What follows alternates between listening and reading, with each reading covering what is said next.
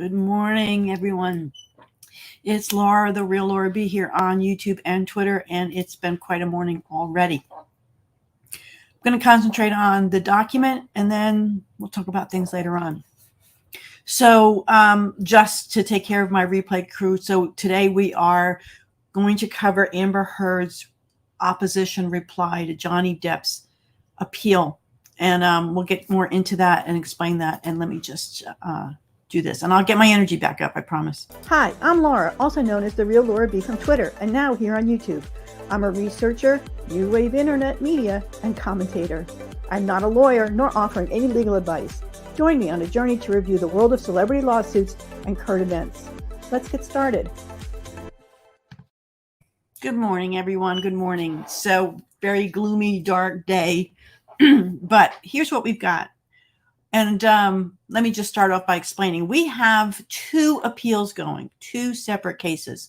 So let's jump back to the trial. When we had this trial, Johnny Depp sued Amber Heard. Amber eventually countersued Johnny. At that time, she became a defendant and counterclaim plaintiff. So she became the plaintiff role. The trial continued together jointly, and at the end, the jury brought in two verdicts, one for Depp, one for Amber Heard. The one for Depp, they found entirely in his favor. She was found liable. 7 jurors unanimously found that she lied with malice, and they found against her. And they awarded Johnny $10 million plus $5 million in punitive damages, which obviously were reduced because of Virginia's law to $350,000. In Amber Heard's lawsuit, remember there's 2 lawsuits, even though they were presented at the same time, she was awarded on only 1 statement out of 3. She was not awarded any punitive damages, which I think was a lot. And they found the one very detailed statement, and they only awarded her $2 million. So now we get to the appeals. And the appeals are completely separate. Let me back up a little bit. Amber Heard was awarded $2 million. Johnny was awarded $10 million. That does not mean that he gets $8 million, because they're 2 separate lawsuits. They're 2 separate judgments. The judge did not say, and the final number is going to be $8 million. She left them as 2 separate judgments. And I think she did that because she knew they were going to be appealed. When I look back at a lot of these documents, I can see that they are very often planning, like if this goes up on appeal, I'm going to make sure I get the record straight. So now we're at the appeal statements. There are 2 separate appeals. In one of them, Johnny was the plaintiff. He's appealing about the state. He won as the plaintiff. Therefore, Amber Heard is appealing against him as a defendant. In the other one, Johnny was a defendant, which is what we're talking about today, appealing against Amber Heard. And that's going to be important for what I'm going to show you next. Let me just catch up and say good morning to everyone. So nice of you all to come. We have a nice little turnout. I love it. I like to bring this from the layman's. I'm not here to give it legal advice, but I think I've asked a lot of questions. I've researched this case for so long. I have some of the history that a lot of the law tubers don't have. And I noticed that when they're reporting that they get some allegations and incidents mixed up and people. So anyway, this is quite long, and I do have an appointment I have to get to. So I'm just so glad y'all are here. So I think it's best just to get right into it. And the first thing I'm going to note that's so important. Let's see. The first thing is this was filed at 4:54 on Friday. Now the courts close at 4:45. So they missed the closing of the court. That doesn't mean they were going to be considered late. That's why we were not able to get it. And it took a little while for us to get it. But here's the thing that's important. Now, we know I've been covering the lawsuits that insurance companies that are suing each other and the insurance company that's suing Amber Heard, because their claim is they provide a defense against defamation. And then they're arguing whether, now that she's been found liable, that's an intentional tort, the way it was found, and they're arguing about that. But they only provide a defense. Now we're in the appeal stage. Amber Heard is appealing the verdict against her that Johnny won. So they're continuing to pay for this appeal, apparently, as a defense. What I noticed, I'm good. What I noticed is on here, only Ben Rottenborn is noted. He's the only counsel for the appellee on here because she's actually the plaintiff. So I don't think, in my opinion, Travelers is paying for this because they only pay for a defense. And in this case, she's now the plaintiff. And she's hired all these big lawyers to appeal Johnny's win. And now we only have Ben. So I think that's very significant. We have Ben. So we're getting into, we have the table of contents, the abuse of on May 21. Why is that so important? Because that's significant. Hey, Becca, good morning.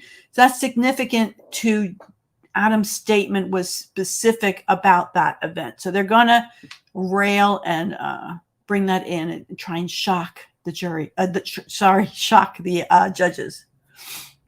His intent to retaliate against Miss Heard. Again, these are texts and whatnot taken completely out of context. And thankfully, I've seen a lot of those, so I can bring that back in. The relationship, their motions for summary judgment, motions to strike, and the evidence, and the refused jury instruction. So these are the issues that Mr. Depp brought, and now they're going to counter all of them. Good afternoon from sunny Scotland. Actually has sun. It is pouring rain and dark here. Just nasty. Just nasty. Yeah, I'm tired from yesterday. I cut the cord. I lost my internet almost most of the day, so I missed this, but no, I'm good. I'll get this done. What was I just going to say? Okay, so this is my understanding. Let's go back a little bit to the procedures. This is my understanding. We have two separate appeals now. The cases are no longer conjoined as they were with the counterclaim in the trial. So what happened is Depp team filed on time. Amber Heard asked for an extension. So now the deadlines coming into the appeal are going to be different. The documents coming in and filed are going to be on different dates. And my understanding is when the brief is filed, and then her opposition is filed, and then Johnny Depp's final reply is filed, it all goes into a folder. When whoever is reading this, I think it's above just a court clerk, says, okay, we have everything. It now goes to the judges, and it'll eventually be assigned to a judge. And they get to it when they get to it. But everything has to be in before the judge is going to look at it. So the judges have not read any of this yet. Now with Amber Heard's, she got extensions. So hers is now filed. Johnny's he had already asked for an extension, and he'll probably resubmit that. So now the dates are going to be much further down. And then that'll eventually, when all the paperwork in, including the amicus briefs all say, okay, it goes in the pile, gets assigned to 3 judges. Probably not the same 3 judges, probably different judges. So you can't assume that these judges are going to have the same knowledge that both sides have. So this is why you're going to see a lot of shocking type of things posted here, because they're assuming these judges didn't see the trial. And very often they probably haven't. You figure many of these court cases have not televised. They're not a big deal. They're in different parts. They're not in Richmond. They're in different parts of Virginia. And these judges probably don't know anything about the cases. I would say they probably do know about this case. This is one of the biggest cases.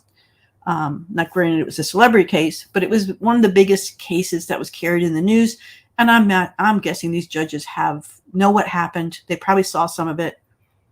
They certainly know the outcome. So they're not really going to be able to hide from that. Caroline, thank you so much. I cannot tell you, it is so appreciated. It really is. Thanks for the super sticker. And same with La Face Late. I'm sorry if I'm saying that. I'm sure La Face Late. Thank you so much. I appreciate it so very much. Anyway, so that's where we're at. So they're going to come in here and try and shock right off the bat the judges. So we got the argument. I can sit here and read it, but we're going to read it anyway.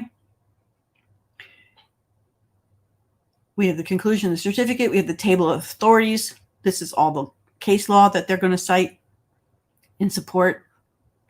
Thanks. Thank you, sweetie. I know I said it wrong.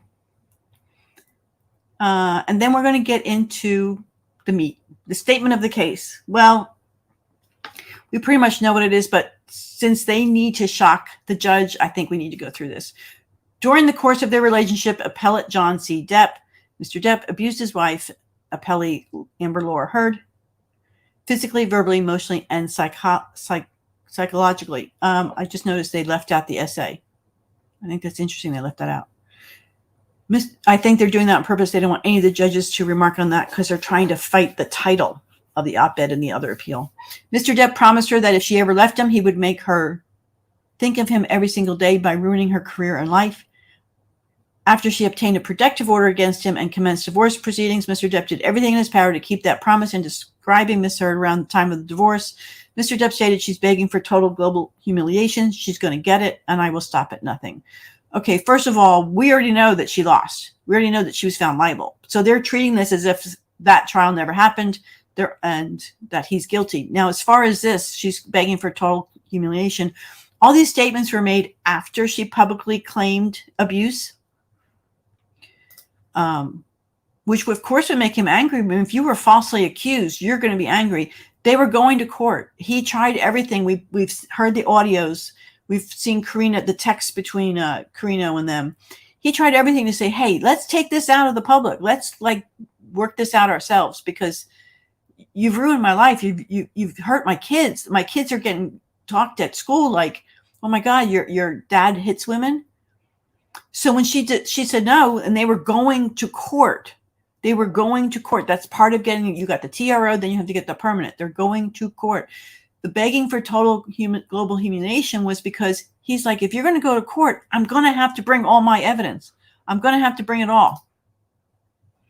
And that was a global not that he was intending to do it just to get back at her. He was saying, if you make us go to court, I've got to bring my evidence.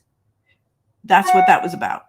Now, I've turned those off, and I don't know why you're still getting them. And I have no idea what the ding is because I'm not even saying it. Sorry, guys. But somebody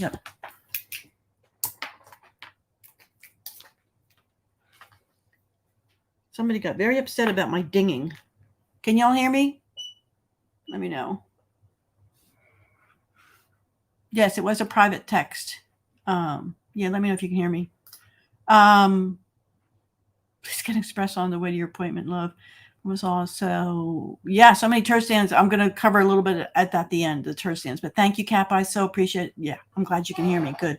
Okay, so, yeah, so this was after she had falsely claimed. And, of course, that would make anybody angry. I mean, he's already hearing from his agent and other people, like, people out of the woodwork are saying, did you really do that? I'm not going to work with you, It was just immediate backlash against him. And I will stop at nothing. Of course, he's going to defend himself. Mr. Depp has marshaled agents to advance his global campaign, including his lawyer, Adam Waldman. Mr. Depp retained Mr. Waldman shortly after announcing he would stop at nothing to globally humiliate Ms. Heard. He did not. He absolutely did not. Adam Waldman was not involved in the restraining orders. Adam was hired to help him against his managers. He was hired to help him against his lawyer. It was years later after the op-ed that they filed against Heard. So this is unequivocally false. He did not retain Mr. Waldman having anything to do with Amber Heard. After announcing he would stop at nothing to globally humiliate Ms. Heard. Mr. Waldman assists Mr. Depp with publicity, holds himself out to the press as Mr. Depp's lawyer, and has been quoted in several articles as stating Ms. Heard is carrying on an abuse hoax, which the jury found accurate. Right? There was 3 statements. 2 statements they found were not liable. Mr. Waldman also works to generate negative press about Ms. Heard. Specifically, Mr. Waldman filed a report with the Los Angeles Police Department alleging Ms. Heard perjured herself and then created a story about his claim by telling a news outlet that the LAPD had opened a criminal investigation into perjury by Ms. Heard. The defamatory statement at issue in this appeal concerns the last occasion on which Mr. Depp physically abused Ms. Heard, May 21st. When describing this day to the Daily Mail, a tabloid published in the United Kingdom and online, Mr. Waldman falsely stated. Now, there was another trial going on, and he was commenting on that trial. He was commenting about the claims that were made. Hey, Lori, I'm glad you made it. Thank you.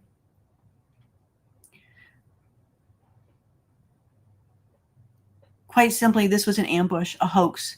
They, Miss Heard and her friends, set Mr. Depp up by calling the cops, but the first attempt didn't do the trick. The officers came to the penthouses, thoroughly searched and interviewed, and left after seeing no damage to face or property. So Amber and her friends spilled a little wine and roughed the place up and got their story straight under the direction of a lawyer and publicist, and then placed a second call to 911. Now, this statement was made well before a lot of discovery had come in, although some of it had, and he may have some background knowledge that the public didn't have. Thanks, Arda. I love that. People sub when the ding the bell switch to live chat, and don't forget the thumbs up, likes. Thank you. The statement. This is the statement now whenever they refer to it. Following Mr. Depp's suit arising out of Ms. Heard's op-ed in which she described public backlash faced by women who alleged violence, Ms. Heard filed a counterclaim for defamation seeking redress for reputational harm caused by the statement. Caused by 3 statements. 2 statements they found not liable. Mr. Depp moved for summary judgment, arguing the statement was an opinion and Ms. Heard could not prove actual malice. The Circuit Court of Fairfax County correctly denied the motion, finding that the statement was actionable because it was capable of being proven false. The Circuit Court also denied summary judgment because the record contained disputed facts regarding whether the statement was made with actual malice. The case proceeded to trial, where the Circuit Court properly excluded the contents of the full article that contained the statement because it constituted inadmissible hearsay and was not necessary for the jury to assess whether this statement was defamatory. At the conclusion of the evidence on Ms. Heard's counterclaim, and again at the conclusion of all evidence, Mr. Depp moved to strike. Mr. Depp reiterated the arguments in his motion for summary judgment, contending that the statement was an opinion published without actual malice. Remember, we're talking about Adam Waldman's statement. Mr. Depp also argued that he could not be held liable for Mr. Waldman's conduct because he was an independent contractor rather than an employee. The Circuit Court declined to revisit its ruling that the statement was actionable and correctly ruled that Ms. Heard presented sufficient evidence of actual malice. The court further held that Ms. Heard presented sufficient evidence that Mr. Waldman was acting as Mr. Depp's agent when he made the statement. Mr. Depp then tendered several jury instructions regarding this theory that Mr. Waldman was an independent contractor. The Circuit Court refused these instructions, holding the concept of an independent contractor did not apply to his case and no evidence supported the proposed instructions. Following deliberations, the jury returned a verdict in favor of Ms. Heard with respect to the statement. Now remember, there's 3. The Circuit Court entered judgment in accordance with the verdict and subsequently entered a final order. This appeal followed. Let me take a quick look at the questions. My question, why doesn't any of the DAs bring age on perjury? I don't know what happened. He submitted it to the LAPD, and they did not follow up on it, apparently. I honestly think that was proven, just the timing was off. They spilled wine, cleaned up the wine between the 2 sets of officers. I got to tell you, Jax and I covered this in the podcast.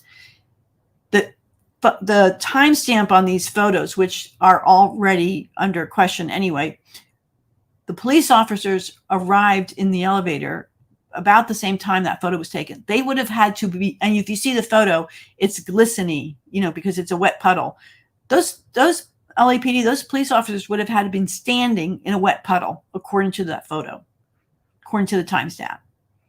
So none of this is making sense. Yeah, he hates, this is drafted by Rottenberg. Yep. And he hates Johnny for sure. For sure.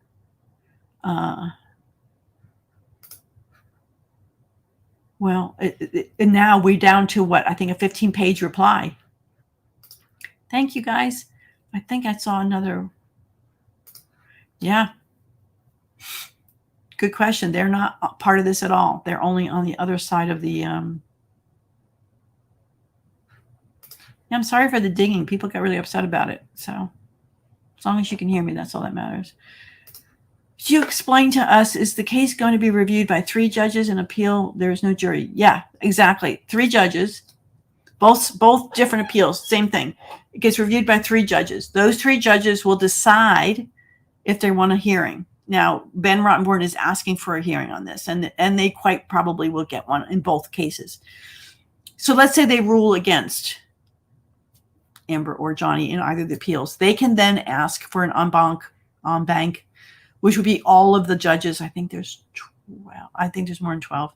And they could hear the appeal. They could then read all about it. But that's not automatic. That's just a possibility. If they then rule against them, they can try and take something to the Supreme Court. But again, that's by permission.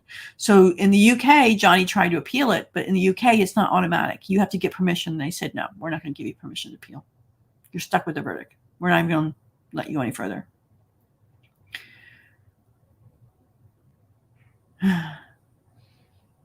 If I answered thank you, Kappa. Please get an espresso. I think I did that one. Thank you, Kappa. Yeah, I will love to get a coffee. I just can't seem to wake up this morning.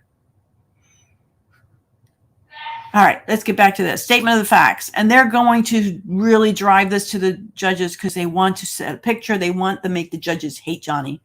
This court views the evidence presented at trial in the light most favorable to the prevailing party. That's standard. That would be to Amber. So viewed, the evidence of trial established that May 2016, the party's marriage was falling apart due to Depp's alcoholism, drug use, and abuse of his wife. That's not what the jurors found. The evidence didn't establish that because the jurors said, no, she lied. On May 21st, 2016, the couple had not seen each other for 1 month, but Mr. Depp contacted Ms. Heard and asked if she could come home because his mother had passed away. That's not the evidence I heard. That's not the evidence I heard. The evidence I heard was that he was done with her. He was planning on divorcing her and he needed to go he wanted to tell her that, and he was picking his stuff up because he was going out of the country. He told Ms. Heard that he really needed his wife. And while she felt conflicted because, and this is all in quotes, I don't remember this coming out, because the situation hadn't gotten better with Johnny mentally due to his drinking and drug use, she agreed that he could return home.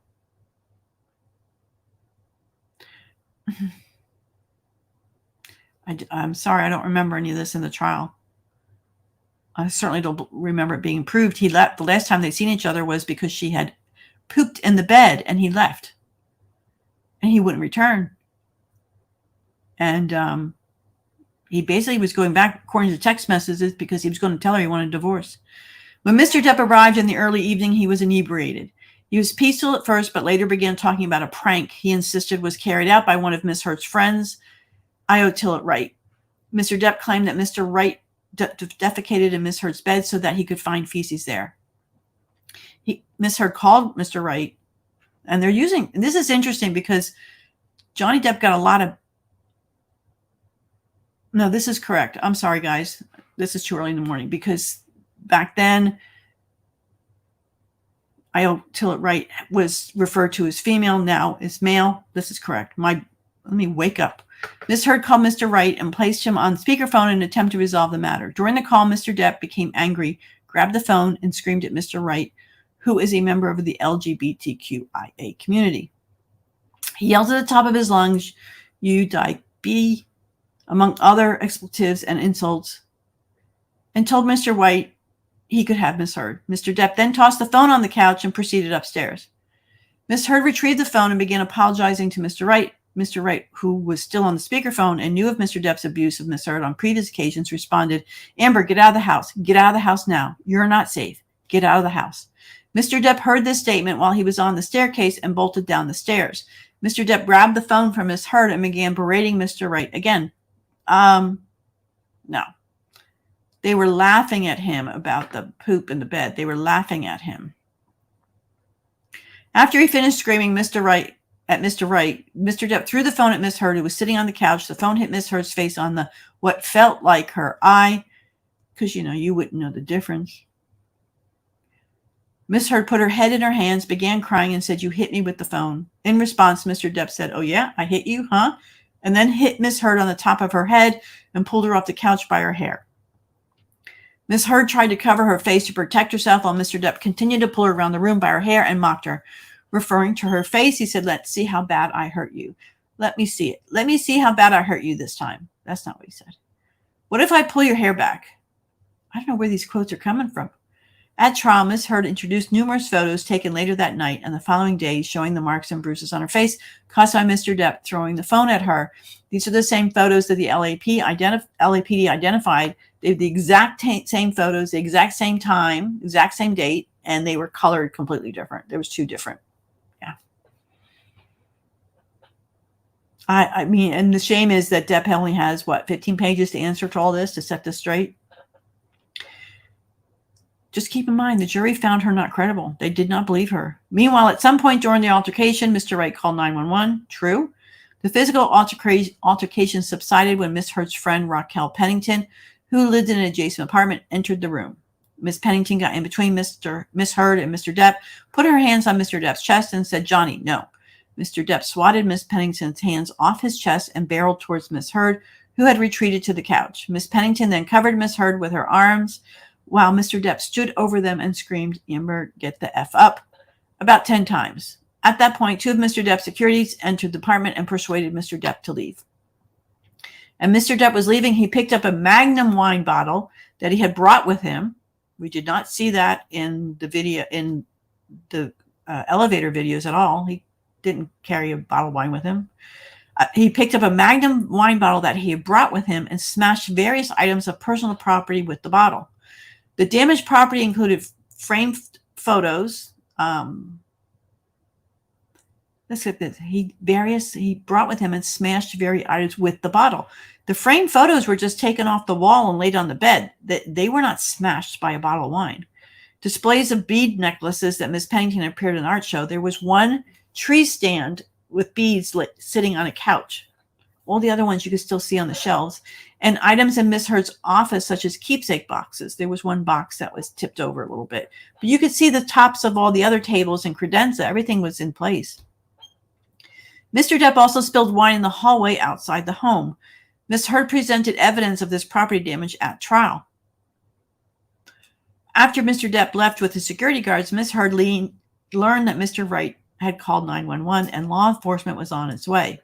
This is a crack up. Miss Heard panicked because she did not know what law enforcement was going to do when it saw the property damage at her home. We have text messages from the UK trial from this night where we have Raquel texting I.O. Tillett Wright saying, "Hey, the cops aren't here yet. Are you sure you called them? Why aren't they? They were like adamant. Why are the cops not here yet?" So why is she panicked? Because she did not know what law. Why was she panicked? They were waiting for them. They knew they were on their way. I mean, no, this isn't right. She testified that I wanted to protect Johnny. I didn't want him to be arrested. I didn't want him to be in trouble. I didn't want the world to know. I didn't want this to come out. She called her attorney who assists her with entertainment law and matters for advice, and he gave her the contact information of a domestic relations attorney. As a result of a conversation with the domestic relations attorney, Ms. Heard told the 2 law enforcement officers who responded that she refused to cooperate at this time based on the advice of her attorney. That's not what the LAPD said. They just said that she refused to cooperate. They didn't say on the advice of her attorney. After speaking with Ms. Heard, the officers walked through the apartments that comprised the couple's home, gave Ms. Heard a business card in case she changed her mind with cooperating, and departed. That's true. The first set of officers did go through. They went through everything, and they found no damage. They talked up close and personal to her and found no injury. In fact, they met them outside of Penthouse 1, which is where the spilled wine was supposed to be, and they saw no spilled wine. None. Once the officers left, Miss Heard and her friends cleaned up the apartment so their dogs did not step on any broken glass. Josh said they only cleaned up the glass, not everything else. They did not call a publicist or summon law enforcement. Somebody else called. There was 2 phone calls. Somebody called. I.O. claims it was his friend who happened to post that night that she was out at the LA cemetery where they have outdoor movies at the time that the phone call was made. And the caller said they were actually in the ECB building. So, and it was an anonymous caller. So somebody made a second call. So here's what happened. I.O. called. He was quite concerned. He was in New York City. He was quite concerned it would not get transferred fast. So he supposedly called a friend and said, "Hey, will you please call for me?" And that's documented that he did call his friend. Now, whether that friend was able to call, because again, she was at the movies, this outdoor movie place, which would have had background sound, it was quite a party affair before the movie started. It was posted on Instagram. So there was 2 phone calls made. but very close to the same time, not 2 hours apart. It was just that, as you'll find out later, Io's call got very delayed by New York, and it didn't arrive until 2 hours later by teletype, I think it was. About an hour after the first pair of officers departed, however, a second pair of officers responded to the couple's home. Ms. Heard did not know additional officers had been called until they arrived. They weren't intentionally called. What happened was, because of the 2 hour delay, they were like, look, we've already sent somebody out. We got this call. Let's just be safe and go check it again. She declined to cooperate with the second pair of officers. That's not true. They came in and talked to her. She didn't say, I'm not talking to you. They said, who's Amber Heard? To me, you're fine. I'm fine. Everything's fine. Nothing to worry about. So she did not decline to talk to them. She did not decline to cooperate. And they departed after confirming Miss Heard was safe without searching the apartments. Exactly. There was nothing wrong with her. Miss Heard filed a petition for dissolution of the party's marriage at the end of May 2016, and she realized after the violence of May 21, 2016, that despite all her efforts to help Mr. Depp become clean and sober, nothing was going to work. I think it's interesting they left out a date. Mr. Depp's violent behavior was now normal and not the exception, and she feared that it was going to end really badly for her if she did not leave him. I find this interesting. First of all, again, jury didn't believe her.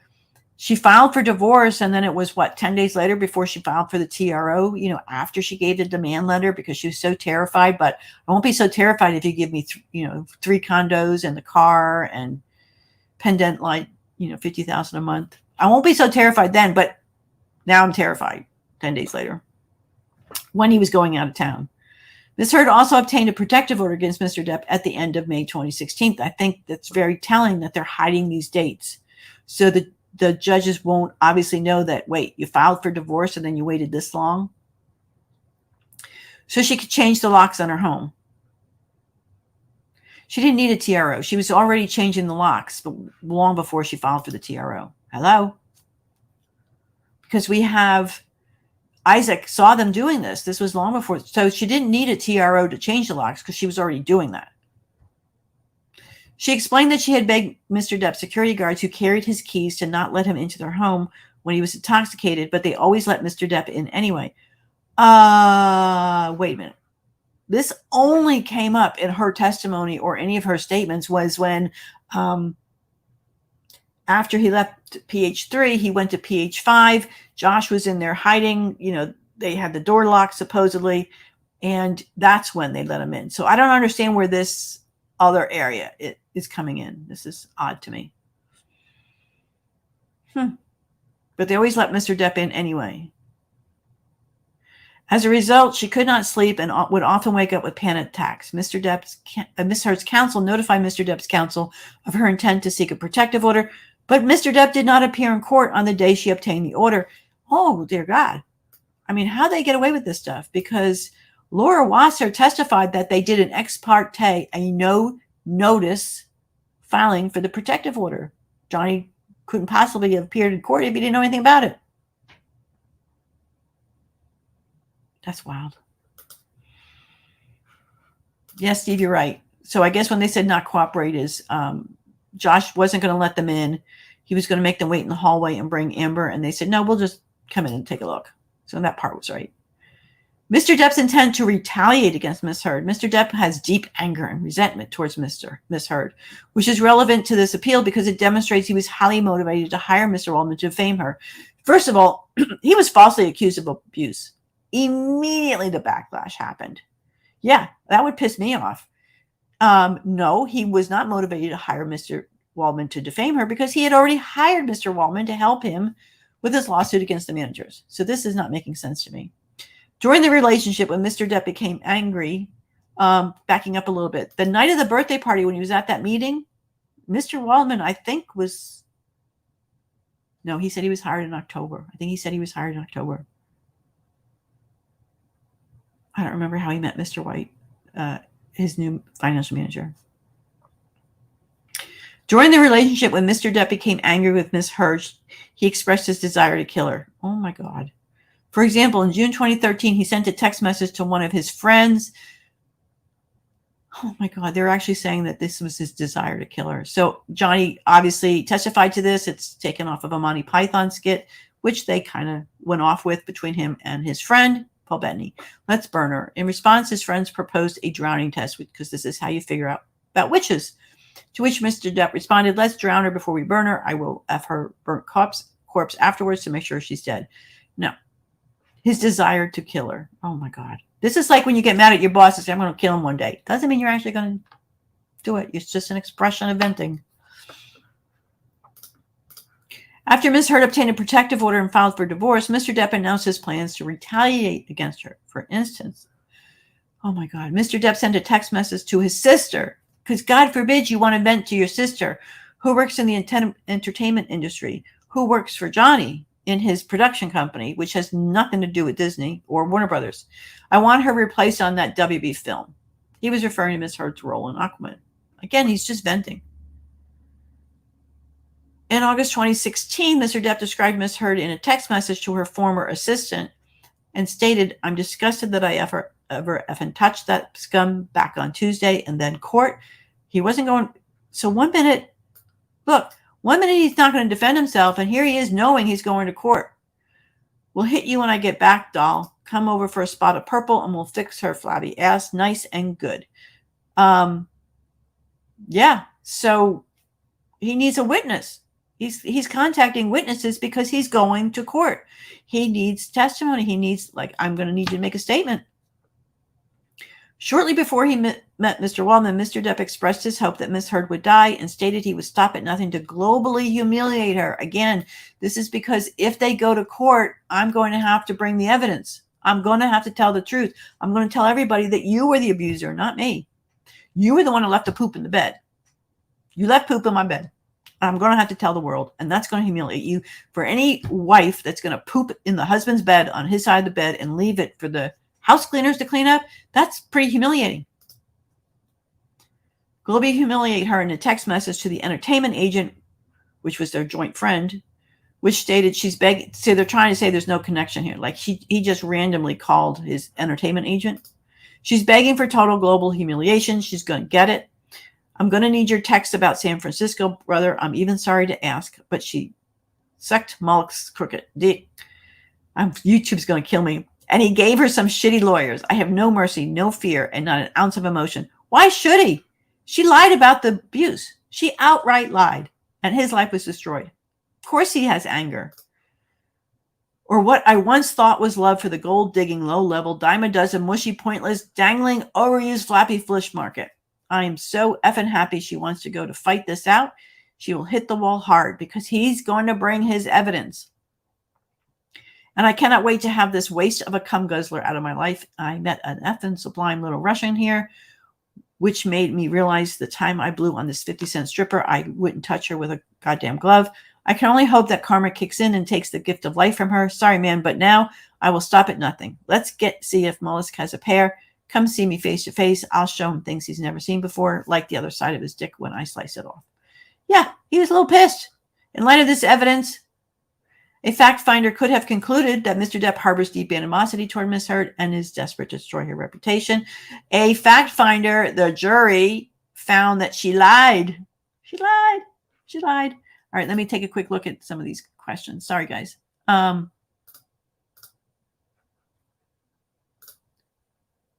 I got that one right. Laura, when and what convinced you that Johnny was innocent, and how did you decide to brilliantly focus on this channel on it? Thank you. I decided when I saw the demand letter, and at the same time, I guess the TRO became public and all her claims, and then I saw the demand letter, and I'm like, if you're so afraid, why are you asking for 3 condos? And Johnny gets to use those other 2 condos to come by anytime he wants. You're asking for not to give them to me. So you're asking to let me stay in them and you pay all the utilities and everything. It made no sense to me. And then, of course, the LAPD came out not once, but twice publicly said, look, we were there. There was no injury, no damage. And that's pretty much what did it to me. Thank you, LG, for the super sticker. I so appreciate it. Yeah, the second call could have been Liz, could have been Raquel. Could have been this person at the cemetery. She never gave. She was on the list for his witness list. She was supposed to be subpoenaed. More lies. Thank you so much, Linda. More lies. Yeah, it's infuriating. But they're acting in this thing like there was no trial, and surely the judges are going to know there was. He showed great restraint. Yeah, there was the audio, that phone call after she had made the abuse claim public. And he was like, man, you're doing this to my kids. Come on. And then she wanted to meet him in the hotel. She set that up. She's filed for this TRO, and she set it up for him to come to the hotel, remember? It's so bad. Well, where is the fact of the legal mistake? Yeah, they take a long time getting there, don't they? Long time. They need to get the judges aren't into this. They need to get to the issue, not this regale me with this docudrama.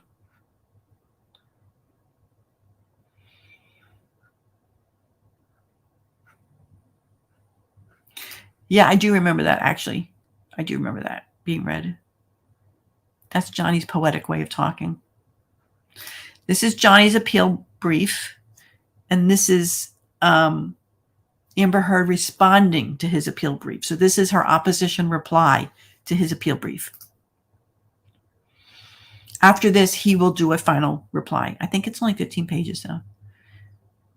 And they're both asking for a hearing. I gotta read this. Mr. Depp and Mr. Waldman's relationship, only on page 10. Woo. Mr. Depp retained Mr. Waldman in October 2016. That is correct. And he continues to represent him. He serves as Mr. Depp's primary counsel for all his affairs and has assisted Mr. Depp with filing several lawsuits, including actions against Mr. Depp's former business managers, his former attorney, a newspaper, and Miss Heard. He's not primary counsel from the UK.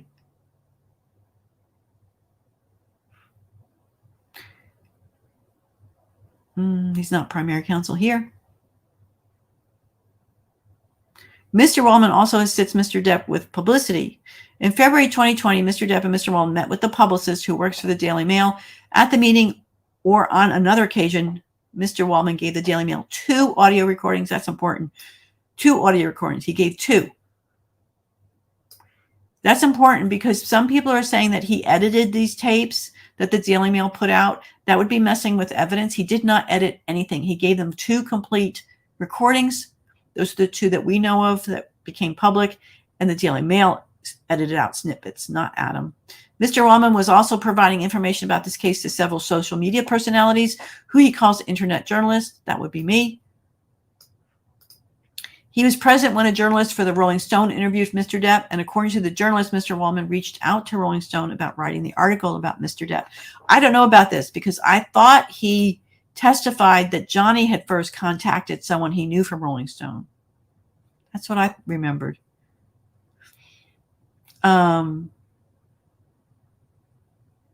He also provided information about this case, not to me. I asked questions. I sent stuff. A lot of people send stuff, but I would occasionally ask questions and he would occasionally answer me, but he never gave me like insider information. Everything I had was public. Sometimes I just ask someone to explain things.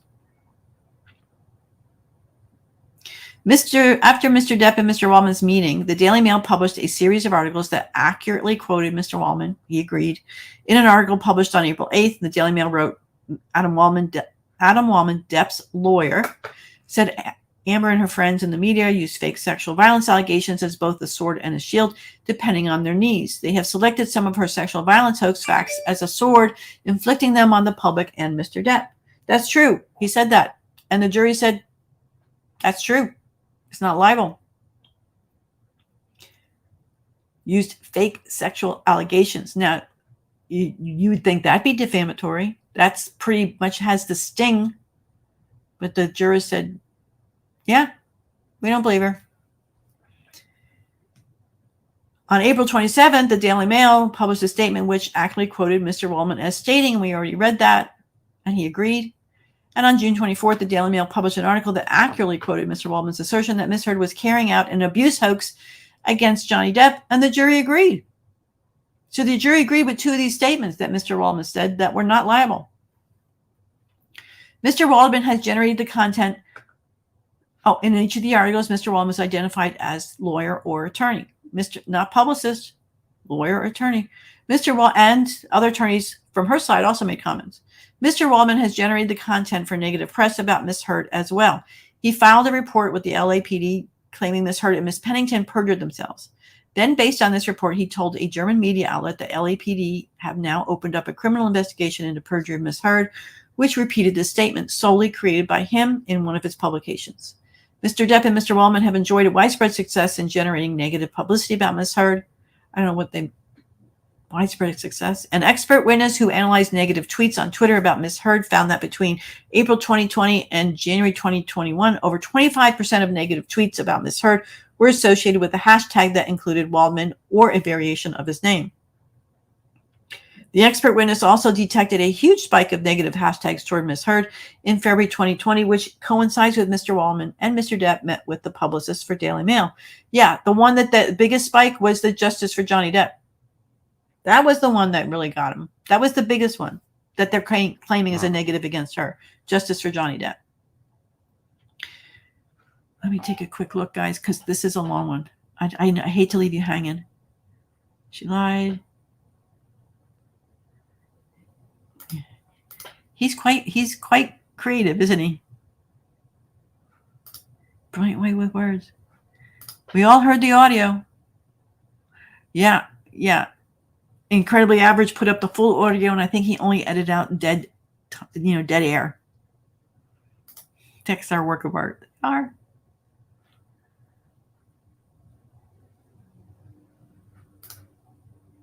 Yes, Mr. Rottenborn.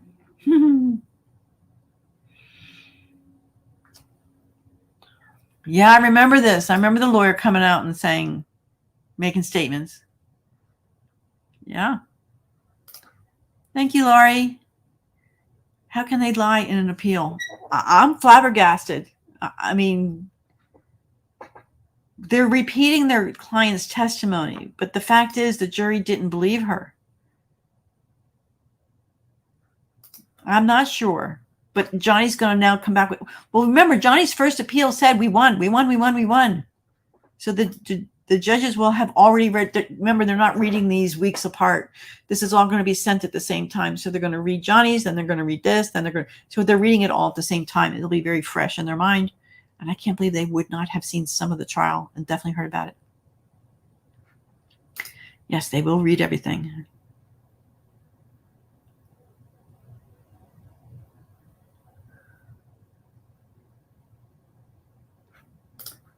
Yeah, it's very rare, but it happens. Love you, never change, D. I wish that all her text messages were admitted. I bet they would be very interesting and enlightening. Love you for doing this. Good health and happiness. Thank you. I found this very interesting because when I went back and looked at the judge's order, the devices, she only required them to turn over the photos. They missed the part, sadly, about that Johnny had asked for texts and emails and everything else. And the final order, as we read it, was only for the images. It was only supposed to be images that related to the incidents. The problem is they have no proof that Adam acted at Johnny's behalf. He's a private contractor, which attorneys are, and they are not a spokesperson unless they tell the journalist they're representing someone in it. Yeah. I had a feeling this was going to come back. The Rolling Stone, I'm surprised the GQ article didn't, but Adam wasn't present for that. He was present. So I when I was reading Johnny's appeal, that was the first thing that popped in my head is they're going to claim that he was there for the Rolling Stones. They're going to come at him for that, which makes sense. If you're giving a big, important interview about ongoing lawsuits, you want your lawyer there to say, don't answer that. Don't say that, right? Protect them. And in fact, when he wasn't there for the GQ UK article, Johnny said, I didn't do this. I didn't harm her. And that's kind of what bit him a little bit. That was one of the statements they tried to claim defamatory, but it was time barred because it was too old. Just because he said, I did not do this, right? I did not do this. She was found for defamation. Okay. Mr. Depp's motion for summary judgment and motions to strike the evidence. Prior to trial, Mr. Depp moved for summary judgment, arguing as relevant here that Ms. Heard could not prove Mr. Waldman published a statement with actual malice, and that statement was a non-actionable expression of opinion. Ms. Heard responded that both Mr. Depp and Mr. Waldman knew the statement was false. The jury didn't think so. Well, the details. and that malice was therefore established, but not in the other two. And I hope the judges realize that. Further, because the statement accused Ms. Heard of fabricating evidence of domestic violence and then calling law enforcement, the statement was capable of being proven false and thus actionable. The staging part was too detailed. Agreeing with Ms. Heard, the circuit court observed that the absent exceptional circumstances, the question of actual malice should not be decided at the summary judgment stage. And that happened a lot with the judge. She said, and the same with Judge White. He goes, this, I feel, is something the fact finder needs to decide. Here we go. The court held that a reasonable fact finder jury could conclude Mr. Waldman published a statement with malice because he has no personal knowledge of the underlying events at issue and nonetheless made the statement. The court also held that the statement was not an opinion because the assertion that Ms. Heard fabricated evidence of domestic violence can be proven false.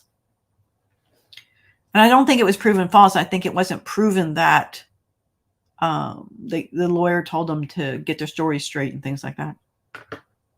Hey, Secret Miss Squirrel, thank you for coming. I just noticed you're back. At trial, Mr. Depp moved to strike at the conclusion of Ms. Heard's evidence on her counterclaim. He reiterated the arguments in his motion for summary judgment, contending the statement was an opinion and clear and convincing evidence did not establish it was published for the actual malice. He also argued that because Mr. Waldman is an independent contractor, not an employee, he is not liable for Mr. Waldman's defamatory statements to the press.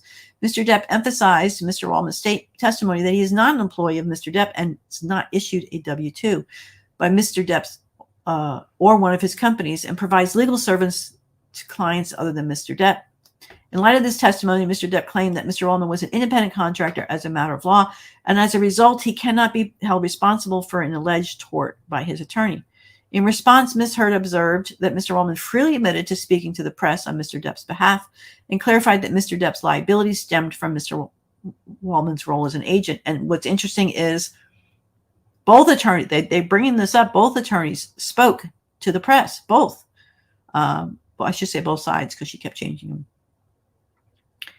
them. Here it is. Mr. Depp or one of his companies provide legal service to other clients other than Mr. Depp. This is an important point because as not an employee, think about something like the New York Times that has a whole legal department in-house who only represents the New York Times. So I think that's the important statement here.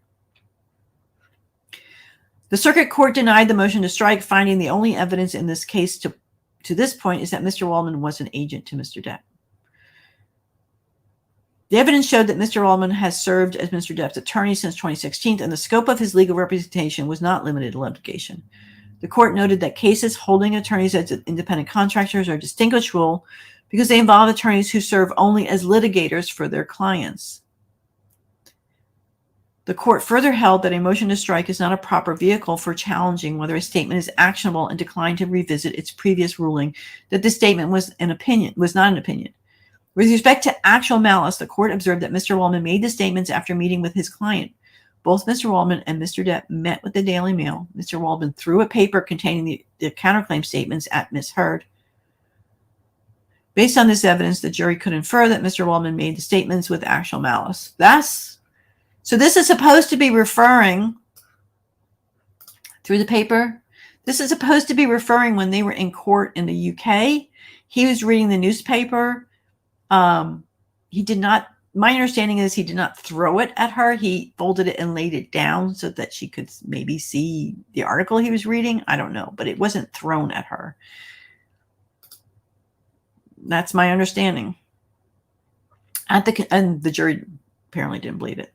At the conclusion of the evidence, Mr. Depp renewed his motion to strike, which the court denied for the same reasons as the initial motion. They just felt that a jury should be able to answer. Bear with me for 1 minute. Thank you so much for the super sticker. I appreciate it. That's from Shaw's. Oh, I didn't realize you were here. Hey, sweetie. Frey Lacar, won't the appeal judges be put off by them bringing all this up again? Thank you. When you say bring it up again, I think they should be bothered that the jury found all of this not true. I mean, right? In Adam Waldman interviews, did he state he was talking on Depp's behalf? No. Well, as his lawyer. I mean, it was as his lawyer. And he had knowledge of evidence and discovery and witness statements and witness interviews. So based on that, Adam's own opinion was, I don't believe her. Based on the Twitter post, I did not see the statement. On Instagram, I did when he was trying to get Johnny on Twitter. Yeah. It will not change the amount of millions of watched. Yeah, these are all technical terms. Nothing's going to make us unhear everything that was presented. Nope, not going to happen. Yeah, I'll talk about this later. Sorry, guys. Hang in there. Refused jury instructions. Mr. Depp, see, we're not even at the arguments yet, right? Are we? Mr. Depp tendered proposed jury instructions 22, 23, 24 regarding independent contractors for the circuit court's consideration at a hearing before the conclusion of the evidence on May 20th, 2022. At the hearing, the circuit court rejected Mr. Depp's argument that the concept of an independent contractor applies when ruling on separate proposed jury instructions. When raising his sole objection regarding independent contractors to those instructions, Mr. Depp stated that they should address the agency issue because you only get to liability on behalf of Mr. Depp if the jury also finds that he is not an independent contractor. And this is what I remember listening to some of this, and some of it obviously happened in other hearings. But I got the impression the instruction was basically saying, we've determined he's an agent. And I thought the jury was supposed to determine that. That's how it came across to me, by not having these other opportunities for jury instruction, that it was already decided for the jury. The circuit court refused to so instruct the jury, explaining an attorney and a client have a principal and an agent relationship, and there's no evidence of independent contractor. Well, then they're saying that every single lawyer is a principal and agent relationship. How can there be no evidence of an independent contractor? When the circuit court considered proposed jury instructions 22, 23, 24, these are the ones Depp wanted in, Mr. Depp did not present additional argument in support of instructing the jury on independent contractors. The circuit court referenced its previous rulings and denied instructions over objection. So he did object. At the conclusion of the evidence, the circuit court held another hearing on jury instructions, where it ruled on instructions taken under advisement and additional instructions Mr. Depp tendered after the previous hearing. Mr. Depp did not ask the circuit court to revisit its rulings on proposed jury instructions 22, 23, 24. Nor did he challenge the ruling that no evidence suggested Mr. Waldman was an independent contractor. I do remember the proffering discussions, and this did not come up. A lot of people said they heard it. I remember them talking about things about the UK. That no evidence, the UK trial, no evidence suggested Mr. Waldman was an independent contractor, by arguing that evidence presented after the previous hearing supported these instructions. While Mr. Depp has not relied on evidence presented after the May 20th hearing on brief, evidence presented after this date, such as Mr. Depp's testimony May 25th, 2022, should not be considered when determining whether sufficient evidence supported these instructions, because the circuit court had no opportunity to consider the evidence. So what they're saying is, you had your argument, you were denied, and then Mr. Depp testified. There was no more argument after that. That's what they're trying to say.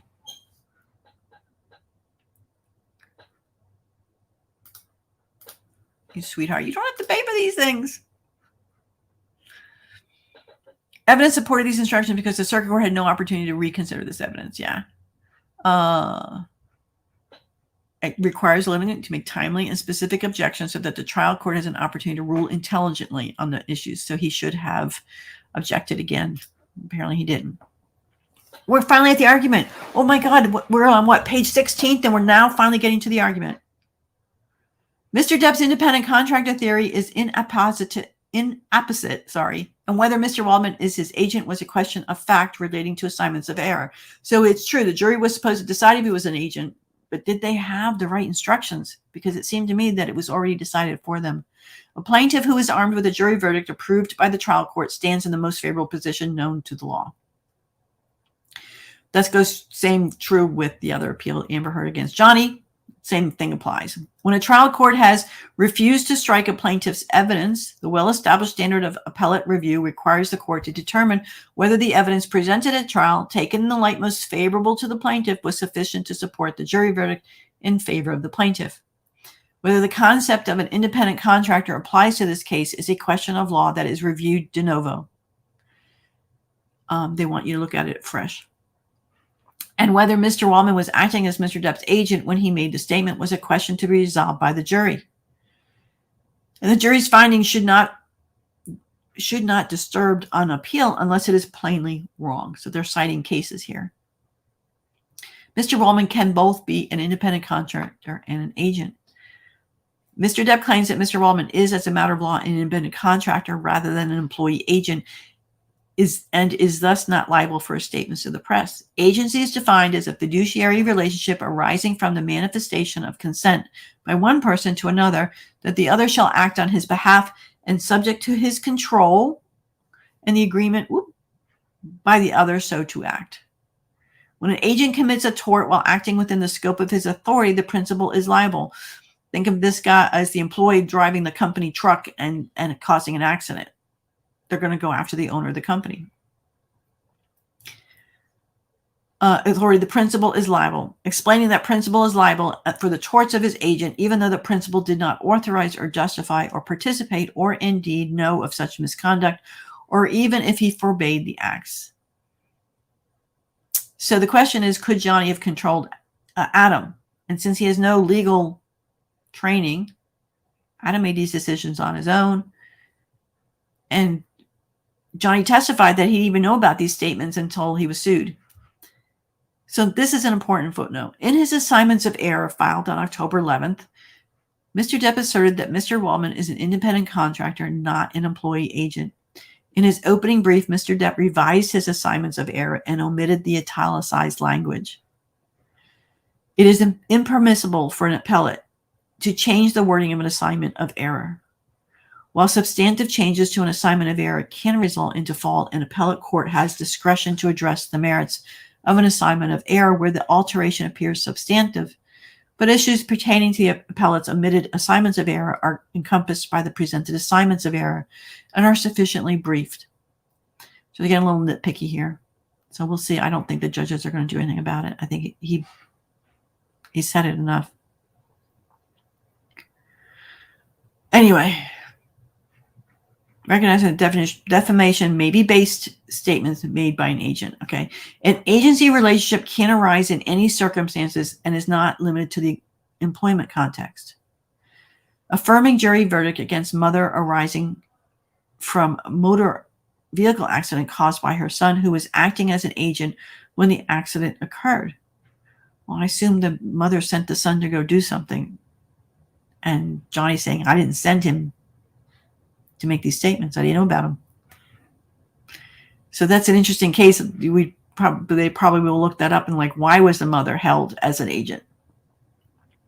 In the employment context, a person's status as an independent contractor precludes the existence of an agency relationship. Person's status, yeah. The doctrine of respondent superior, that's the boss, imposes liability on an employer for the negligent acts of its employees. If, however, the negligent acts are performed by an independent contractor rather than employee, no master-servant relationship exists between the contractor and the employer is not liable for the negligent acts. This is what Depp is claiming. The concept of an independent contractor, however, does not apply in all agency contexts, nor does it establish an individual is an independent contractor defeat the possibility of any agency relationship. Unlike the employment context, where an individual's status as an independent contractor precludes the existence of an agency relationship, it is beyond dispute that an attorney and client have an agency relationship. Now, this is going to be interesting for all attorneys. Beyond dispute. The concept of an independent contractor is in apposite for this reason alone. I think this is a pretty bold statement. Beyond dispute that an attorney and a client have an agency relationship. I mean, that's going to affect all attorneys. Right, Elizabeth? All attorneys should be worried about the standing. The statements were about the UK case during the case. If this stands, then attorneys must be wary about speaking, making litigations in Shadowland. Yeah. Here we go into vicarious liability may nevertheless be imposed for the actions of independent contractors where an agency relationship is established. But they're saying all lawyers. Agency and independent contractor status are not mutually exclusive.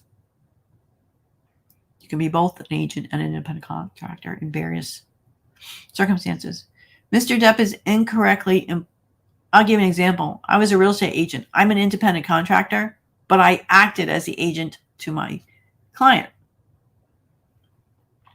Mr. Depp is incorrectly importing the concept of an independent contractor, which negates an employer-employee relationship, a specific kind of agency relationship to all agency contexts. In doing so, he's presented a false dichotomy by arguing Mr. Wallman is either an independent contractor or an agent, but the two are not mutually exclusive because Mr. Wallman can be both an independent contractor and an agent. Even if Mr. Wallman is an independent contractor, it does not preclude Mr. Depp's liability for Mr. Wallman's defamatory statements to the press. As a result, subpart A of the first assignment of error and the second assignment of error do not assert any grounds for reversing the judgment of circuit court.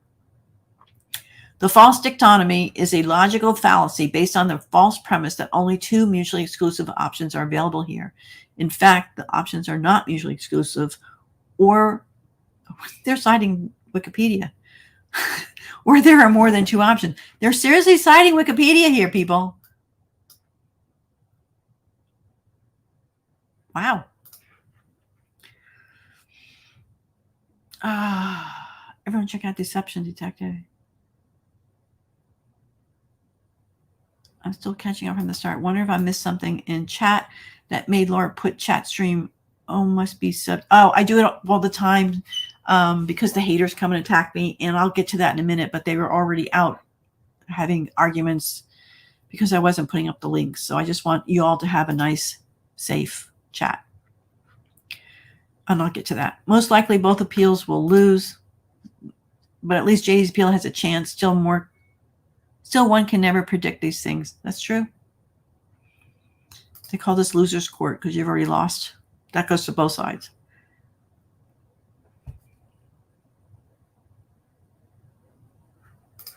Two Virginia judges ruled that the UK trial was, well, I won't say it was a farce, but it was certainly not allowed into this trial.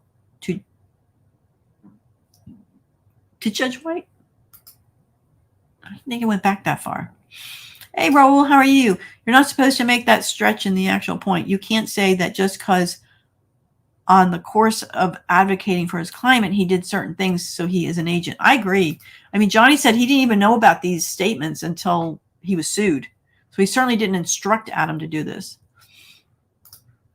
Thank you, Olga. That's so very nice.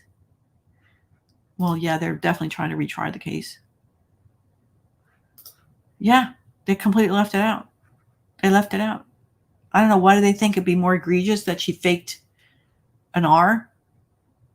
Or she felt abused? You can't use that if you just felt abused. Unless the appeal court is stupid, they have to realize these statements are untrue because the jury ruled in Johnny's favor. 2 out of 3, they believed it was a hoax. They believed it was a hoax. That kind of undermines all of it. Yeah, the citations are going to be here. Here's a citation here. That's a rule. But that was opening brief, page 11 to 18. Hey, I'm doing okay. Yeah. Fact is, appeals won due to confusing are never won due to confusing the jury.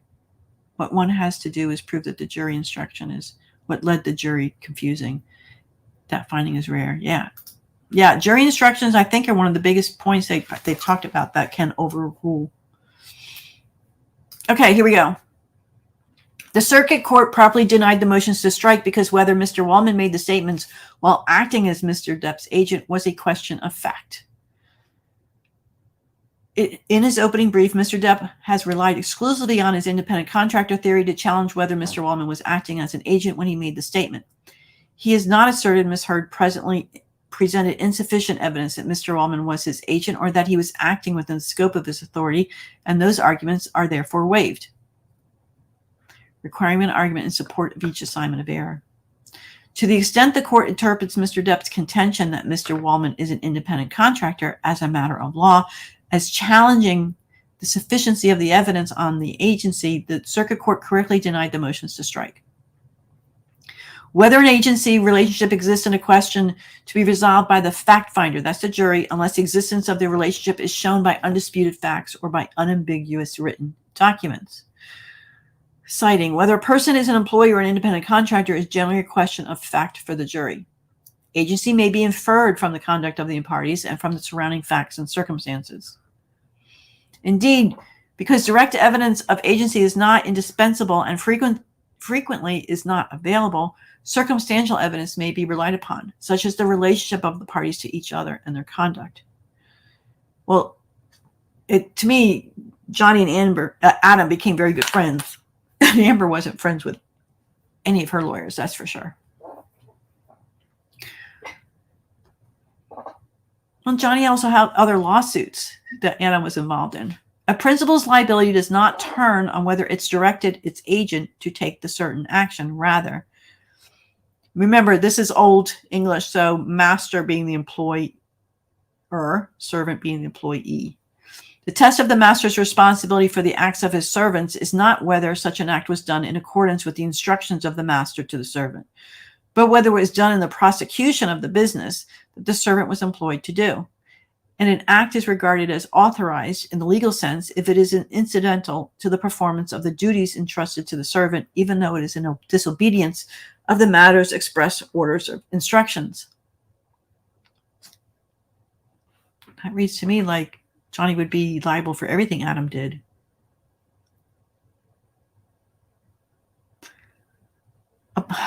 Applying this test outside the employment context and including a mother was liable for damages arising out of a son's motor vehicle accident caused by her son, notwithstanding that he disobeyed her instructions by driving the vehicle because the son was performing the very act or class of service he was instructed to complete by returning the vehicle to his mother. Page 22. I'm going to come back to that. I want to look up that case if we have time. Acts within the scope of employment include those taken with the intent to further the employer's interests. Accordingly, Mr. Depp's assertion that he is not liable because he is not personally involved in directing or making the statement is incorrect. He entrusted Mr. Waldman to be his mouthpiece in continuing to defame Ms. Heard through public statements. Now, this is going to be an interesting argument because Ms. Heard's lawyers were also making statements in the same Daily Mail articles. And it was a matter of banter. You know, you always say, what's your lawyer's opinion? What's your lawyer's opinion? And they were in opposite to each other. And this is what all lawyers do. So that's going to be interesting. As part of his campaign of self-described global humiliation against her, no, that was only meant for the going to trial back in her original claims. In so doing, Mr. Depp made Waldman his agent for those purposes. Furthermore, whether Mr. Waldman was acting as an agent when he made the statement was an issue of fact, and the jury's findings supported the ample evidence. That's where those jury instructions might come in. The evidence established that Mr. Depp seeks to retaliate against Ms. Heard for obtaining a protective order against him and filing for divorce. No, he was angry she lied about him and destroyed his reputation and his life. Shortly after announcing that he will stop at nothing to globally humiliate her against this is because of testimony he was going to have to acquire and give at the court, including that she pooped in the bed, Mr. Depp retained Mr. Waldman, who serves as his primary counsel for all his affairs. I don't know if that's true. And assists him with publicity. I think that's going to be important, is if they can prove that he set up the interview with Rolling Stones. And I thought it was Johnny who reached out. And Adam was there merely to counsel and protect his statements. Mr. Waldman has spoken to the press on Mr. Depp's behalf on several occasions. So has her lawyers. For example, Mr. Waldman confirmed that he was accurately quoted by the Daily Mail in articles published on April 8th, 27th, and 24, which were, remember, entirely redacted. Her lawyers also commented, but they wouldn't let the jury know that. Mr. Waldman was identified as Mr. Depp's lawyer or attorney in each of the articles, as was her attorneys. Mr. Waldman was also provided information about this case to several social media personalities and was present when a journalist for the Rolling Stone interviewed Mr. Depp. Yeah, having your lawyer present during an interview is for your protection. It's not to add context to the interview. Before the articles in the Daily Mail were published, Mr. Depp and Mr. Waldman met with the publicist for the Daily Mail on or around February 17th. Mr. Waldman gave Daily Mail 2 audio recordings concerning this case, but could not recall if he did so at the meeting or on another occasion. True. Mr. Waldman also generated negative press about Ms. Heard by filing a report with the Los Angeles Police Department that claimed Ms. Heard perjured herself. True. After filing this report, Mr. Waldman generated praise about his own accusation by telling a media outlet that the LAPD have now opened up a criminal investigation into the perjury of Ms. Heard, even though all that had happened is that Mr. Waldman had made a police report. Well, I don't know what all had happened, but yeah, the German paper did get that information. In summary, during the course of Mr. Waldman's representation, he and Mr. Depp met with the Daily Mail, true, which then published a series of negative statements by Mr. Waldman about Ms. Heard. No, the negative statements were representing his client. The jury did not have a problem with 2 of the 3 statements, and her lawyers also made statements. The Daily Mail accurately quoted Mr. Waldman and stated he was Mr. Depp's attorney. Yep, not his publicist. Mr. Waldman also provided the Daily Mail with 2 audio recordings concerning this case, has communicated about this case to several other media outlets, and has actively generated the content for negative press about Ms. Heard. We'll look at that footnote. Footnote. Based on this evidence, a trier of fact, the jury could have concluded that the scope of Mr. Waldman's representation involved generating negative publicity about Ms. Heard or speaking to the press, including the Daily Mail. Interestingly enough, they didn't care about the other 2 statements.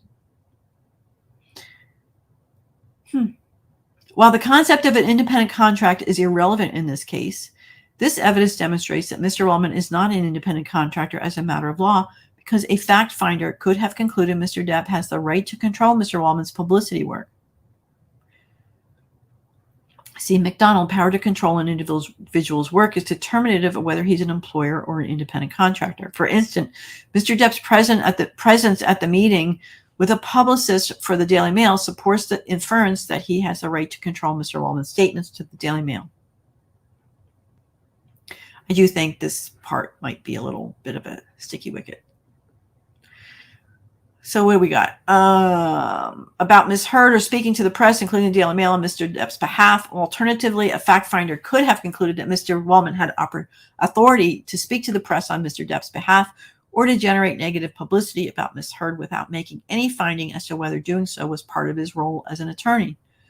In either case, Ms. Heard presented sufficient evidence that Mr. Waldman was acting as an agent when he made the statement, because this action was incidental to the performance of duties entrusted to him.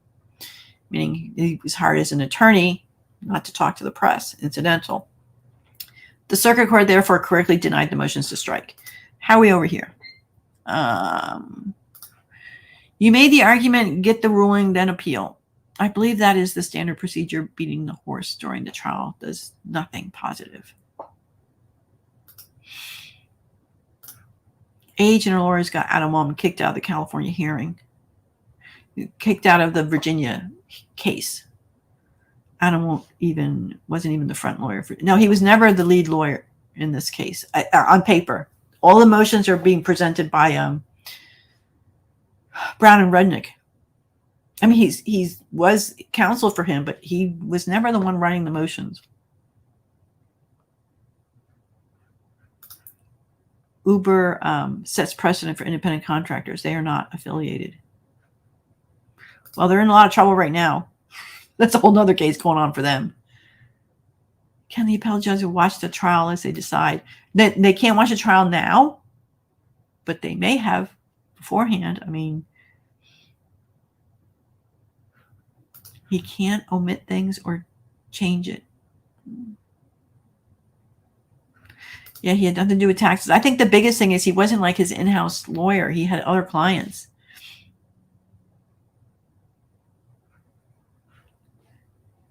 They won't, yeah, they're not going to watch the trial now.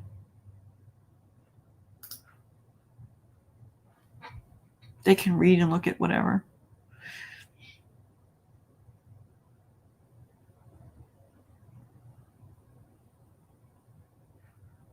I have no idea. They have no set schedule. It's not like they even, this is going to go in a pile. When it's all done, it'll go in a pile until it gets assigned to judges.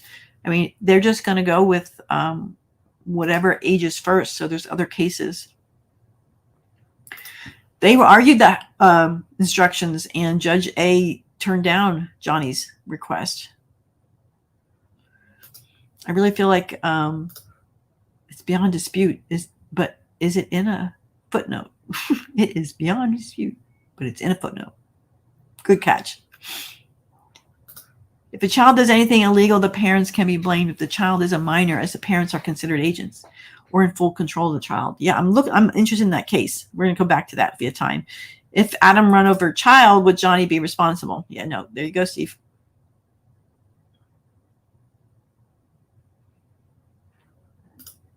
That's my point. Both lawyers were giving statements. I mean, she was running around after the trial, right? By then, Johnny was done with lawsuits. He wasn't going to come back after her.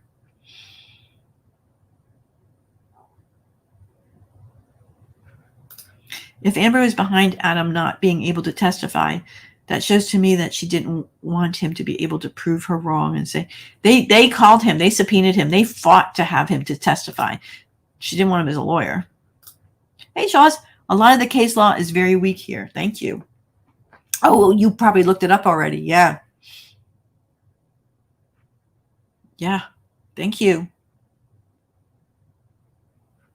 They're going to cite Boozy. Seriously, Wikipedia now is a new site, new citing reference. That's good.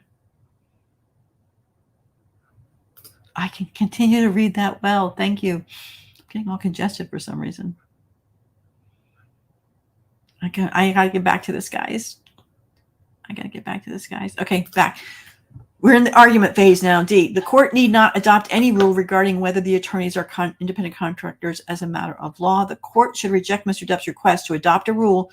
Remember, he asked a de novo review to adopt a rule that clients cannot be held liable for their attorney's misconduct because they are independent contractors as a matter of law for several reasons. First, several courts have held that attorneys are not independent contractors and have imposed liability on defendants for their attorneys' torts. I think that's South Carolina. Holding that the defendant can be held liable for its agents' attorneys' actions taken within the scope of representation, including possible torts committed by him, and that the trial court did not err by instructing the jury only on agency principles and not independent contractor law. Yeah, I really feel like the jury was very limited, that it was already decided.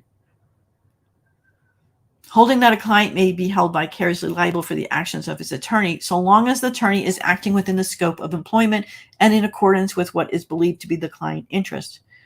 Finding the client vicariously liable, again, this is from Texas, for his attorney's intentional torts because the actions rose directly out of the business that the attorneys were hired to do and were committed for the purpose of accomplishing the mission entrusted to the attorneys. I think that's Maine. Holding that defendant could be liable for his attorney's tort when the tort arose out of an agency relationship which existed between the defendant and his attorney, even though the defendant did not specifically authorize the torturous conduct. North Dakota. Accepting as true allegations that an attorney made defamatory statements to press on behalf of defendant and noting that it would be ultimately a question of fact for the jury to decide. Holding that a client is liable when an attorney is guilty of oppressive or wrongful conduct during the course of the proceeding in order to enforce a claim of the principle. Second, none of the cases Mr. Depp cites involve whether a client can be held liable for his attorney's defamatory statements to the press, and most are distinguishable for additional reasons. So these are now they're going after the cases that Johnny cited. Applying the Fourth Circuit's test for determinate employee status, specifically in the context of Title VII and the Age Discrimination and Employment Act, rather than examining vicarious liability for intentional torts. Recognizing that an attorney may act as an employee for his employer in carrying out non-legal functions, noting attorney was retained for the sole purpose of collecting monies upon a judgment, when reaching its holding that the attorney was an independent contractor, unlike Mr. Waldman, who was retained for several purposes that include litigation and publicity. Johnny had a publicist, so I can't believe that he was retained for several purposes. He was not retained to be his publicist. It's going to be interesting. In this case, that someone is an independent contractor does not bar the attachment of vicarious liability for her actions if she is also an agent. holding an insurance company was not liable for the acts of its attorney, where imposing liability would make the company liable for its actions it could not legally control due to the specific New York law. Noting a party to a civil suit cannot be liable for the intentional wrongful conduct of his attorneys unless the client is implicated in some way other than merely having entrusted his legal representation to the attorney, which is unlike the facts of this case because Mr. Waldman assists Mr. Depp with publicity as well as representation. And it's possible that turning over those videos, those audios to the Daily Mail, I mean, was he there to counsel Johnny whether this should happen, what his involvement could be?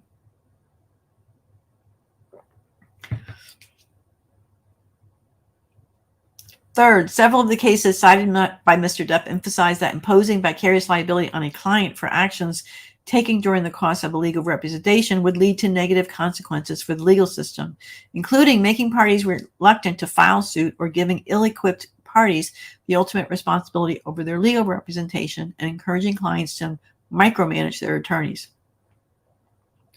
These concerns are minimal here, where Mr. Waldman spoke as Mr. Depp's agent to the press outside the bounds of traditional legal relationship, and Mr. Waldman's assistance with publicity only tangentially involved litigation. No, it was all about his litigation. The whole Rolling Stones interview was about all his various lawsuits. Last, clients generally rely on their attorney's professional skill and judgment with respect to intricacies of the legal field. In such cases, clients have little ability to monitor whether an attorney's conduct is tortious because they lack the legal knowledge. When an attorney speaks on his client's behalf to the press, no legal skills or judgment are involved, and consequently, holding a client liable for his attorney's defamatory statements is warranted. And again, this is going to go to all attorneys because many of them speak to the public, especially when they have celebrity clients or high-profile public clients. Accordingly, this court can assume without deciding that attorneys are independent contractors and hold that a plaintiff may nevertheless prove a client is liable for the acts of his attorney where those acts are not part of the attorney's legal representation in litigation or do not otherwise involve an attorney's professional skill and judgment. The doctrine of judicial restraint dictates that we decide cases on the best and narrowest grounds available. This heard presented sufficient evidence of actual malice. Here we go. This is the one we were all concerned about, is could they prove actual malice? This case could have so many ramifications. Precedents set for against the right to face our accusers. False speech, less restrictions on publications, legislation. 30 more pages of rotten bones bullshit. So all the BS Elaine spewed on different TV shows falls on AH. Yeah, it does, according to this. Yeah. Her doesn't have any genuine friends. She only surrounds herself with people that are useful to her in some way. Oh, thank you so much, Rio Baby. Rio, oh baby. Thanks you so much for the super sticker. Yeah, the case law. I didn't pull the case law. This is a cold read for me because I did not have access to the internet yesterday. Bummer. The court upholds that the Waldman verdict that will create a barrier between lawyers and clients on the lawyer must be even conscious that every word they can say will be true to the client. Yeah. Well, here's what I find interesting. They're trying to claim that in the other part of the trial, that if the jury found for one statement here, then it was confusing or couldn't be. That means they couldn't have found for both sides. They're claiming they couldn't have found for both sides. But let's concentrate on this one. 2 of the 3 statements they found were not liable, and they were all done in the same capacity. 2 of the 3 statements were not liable. Done in the same capacity, giving statements to the press. So I'm not sure. I mean, 2 out of 3, not just 2 out of 3 the other way. 2 out of 3, the jury found he was not acting as an agent. He was not acting with malice. He was not defaming her. So how do you rectify that and justify it? In the section of his opening brief regarding actual malice, Mr. Depp asserts the circuit court erred in denying Mr. Depp's motion for summary judgment and motion to strike. Despite this statement, he has presented no argument concerning the summary judgment record and relies exclusively on the evidence present at trial. The conclusion of this section suggests Mr. Depp seeks to abandon any error regarding summary judgment by omitting any reference to this motion and stating only that the motion to strike should have been granted. Rule 5A requires that appellant's opening brief to include argument including principles of law and authorities relating to each assignment of error. At the risk of stating the obvious, the rules of the Supreme Court are rules and not suggestions. We expect litigants before the court to abide by them. Failure to adequately develop an argument on brief is colloquially called a bad brief waiver. Lack of an adequate argument on brief in support of the assignment of error constitutes a waiver of the issue. The opening brief contains no argument and no authority supporting Mr. Depp's contention that his motion for summary judgment should have been granted because Ms. Heard cannot prove malice. He has thus waived any error arising from the denial of that motion. In any event, the circuit court properly denied summary judgment. The decision to grant a motion for summary judgment is a drastic remedy which is available only when there are no material facts, generally in dispute. A grant of summary judgment must be based upon undisputed facts established by pleadings, admissions in pleadings, and admissions made in answers to requests for admissions.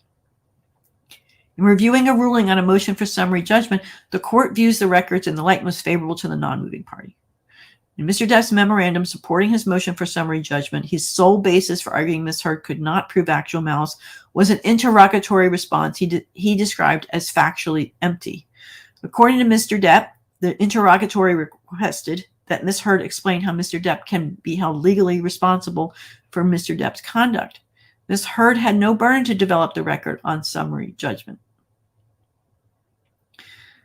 Granting summary judgment based on discovery depositions was reversible error.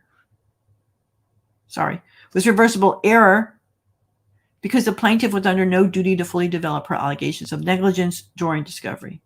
Further, Mr. Depp, as the moving party, had the burden of proving no material fact as genuinely in dispute. As such, any deficiency in Ms. Heard's interrogatory responses was a discovery matter which did not warrant granting summary judgment. Standard of review.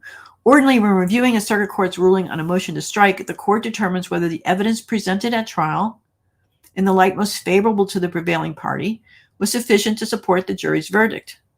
Because Ms. Heard is a public figure, she was required to prove statement was made with actual malice, that is, with knowledge that it was false or with reckless disregard of whether it was false or not. Providing immunity for defamation based on statements regarding matters of public concern that are protected by the First Amendment and published without actual malice. Whether the evidence in the record in defamation case is sufficient to support a finding of actual malice is a question of law. Appellate courts have a constitutional duty to exercise independent judgment and determine whether the record establishes actual malice with convincing clarity. The rule of independent review assigns to judges a constitutional responsibility that cannot be delegated to the trier of fact. Taken together, these standards of review require the court to view the evidence in the light most favorable to Ms. Heard when examining the record for evidence of actual malice. Well, they didn't find he had actual malice in the other two statements, right? How we doing over here? Thank you. I appreciate it. It is proven she tipped off TMZ when getting the TRO. They really just lie and leave out so much context. Yeah, that's their job, though. If Johnny's butcher makes comments about the fishing industry, then Johnny should be sued for what the butcher said. He should be sued for falsifications. Her lawyers are spilling lies about evidence and stating things as fact. Sorry, guys.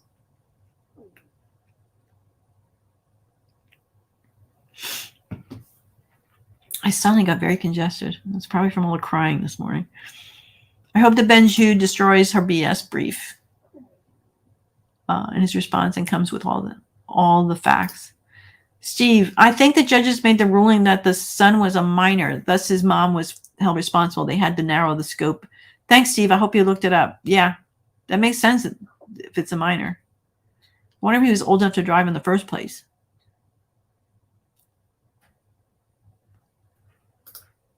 He was in Germany at that time, it seems. Might have been. Yeah, I think he was. Negative press does not mean it's not the truth. Yeah. Lauren Tugg are my go-to. Thank you for the entire case. Thank you so much. was referring to the evidence that was going to be made public. Absolutely, especially the poop in the bed. Remember the picture that was submitted under seal, and we all wondered what the bed picture was. Remember, we knew it was about the bed, and we had our imagination went wild on that one, but nobody ever thought it was because she pooped in the bed. Thank you. I do have a PayPal, and I appreciate it. And you're right. Yeah, YouTube likes to make their money off of us. That's for sure. That's for sure. I think I can get back. Steve, the fact is that both Depp and Amber have a 90% of losing the appeal. It's very rare appeals are successful. Appeal courts are very reluctant, very relent on what the jury has found. Yeah, especially when we're talking about fact finding. I just feel like the instruction given to him was that it was already determined he was an agent. He got all his information from friends, testimony, Josh Drew. Yeah, he had access to all this discovery. Okay, let's get back. Oh, one more. Dina, thank you so much. Thank you for the information and your dedication. Thank you for all you do. You are most welcome. Johnny said he couldn't find a Virginia Supreme Court authority. Yeah, so this is a matter of first impression. Yeah, I remember Camille Vasquez said there was just not a lot of case law for them. Just not. Ms. Heard could prove defamation by showing either Mr. Depp or Mr. Waldman had actual malice. There are three distinct bases on which the common law of agency attributes the legal consequences. Again, it's agency. It's all about agency. Consequences of one person's action to another. Actual authority, apparent authority, and respondent superior. Restatement of agency to intro, note 26, 2006. A principal is subject to direct liability for an agent's torturous conduct that occurs with the scope of his actual authority, while vicarious liability arises from respondent superior or a tort committed with apparent authority. So respondent superior is the boss, right? Restatement. Contrary to Mr. Depp's contention, Ms. Heard did not rely exclusively on the theory of vicarious liability by maintaining that Mr. Waldman made the statement while acting as his agent. This is because a principal's liability for the acts of an agent is not confined to the theories of vicarious liability. Ms. Heard was free to argue liability arose because Mr. Waldman was acting within the scope of his authority when he made the statement. Indeed, she tendered, and the circuit court gave, a jury instruction titled Express and Implied Authority, which provided an attorney has the express authority to do everything which the client expressly authorized him to do, and the implied authority to do everything necessary or incidental to the purpose of which he was retained. As previously explained, a fact finder, the jury, could have concluded that the purposes for which Mr. Waldman was retained, including speaking to the press on Mr. Depp's behalf or generating negative publicity about Ms. Heard. A principal's liability for the acts of an agent is not contingent upon the agent's liability. For example, a principal is subject to liability to a third party harmed by an agent's conduct when the agent's conduct is within the scope of the agent's actual authority or ratified by the principal. The agent's conduct is torturous, or the agent's conduct, if that of the principal, would subject the principal to tort liability. So they're really, really pushing this agent thing that Depp is asking de novo for the appeal judges to say, wait, was he really an agent? Was the correct instructions given? One of the reasons that principal's liability can be independent of an agent's liability is an agent's action may not be torturous because the agent lacks information known to the principal. Otherwise, a principal could hire an agent to make false statements and avoid liability for defamation so long as the agent lacked actual malice when publishing statements. Ms. Heard could prove defamation by showing either Mr. Depp or Mr. Waldman had actual malice when the statement was established. Mr. Waldman's conduct is torturous and imputed to Mr. Depp if he published the statement with actual malice. The inquiry is whether liability for defamation would arise if Mr. Depp published the statement, thereby permitting Ms. Heard to rely on Mr. Depp's actual malice to prove defamation.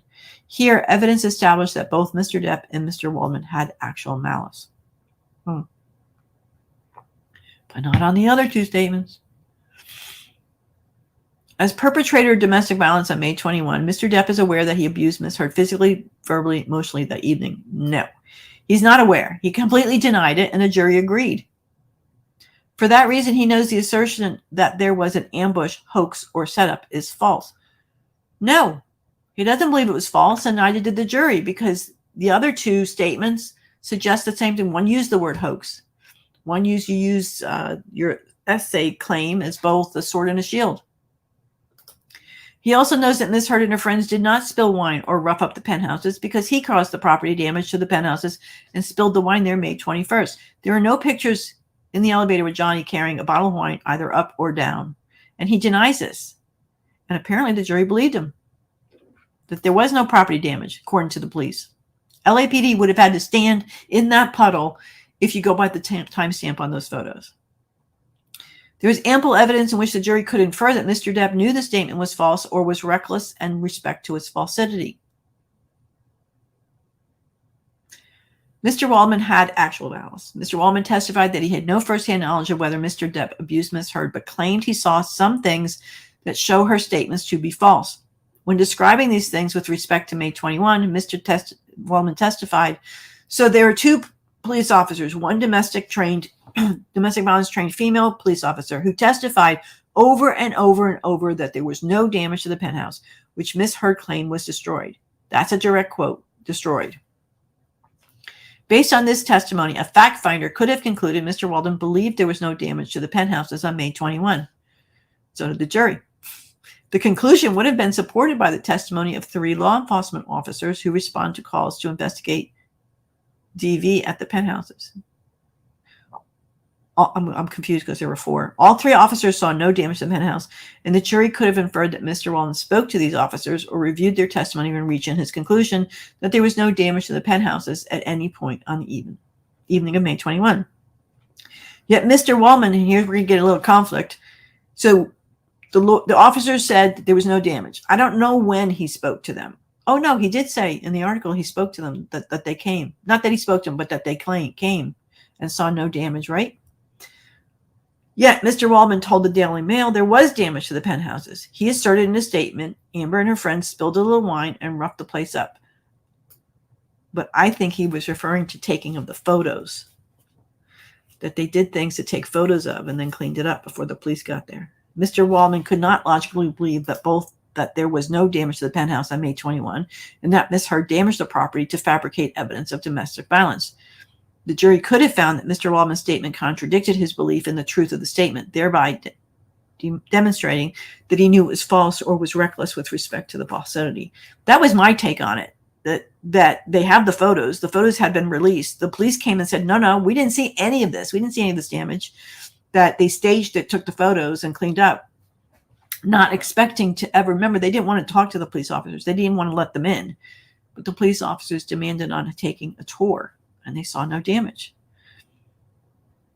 In addition, when making the statement and others as Mr. Depp's attack dog, and when he filed a police report for perjury simply so he could tell the press falsely that Miss Heard was being investigated for perjury, Mr. Waldman selectively credited only the evidence that he believed was favorable to Mr. Depp and ignored the abundant evidence of Depp's abuse of Heard, including the evidence regarding the night of May 21.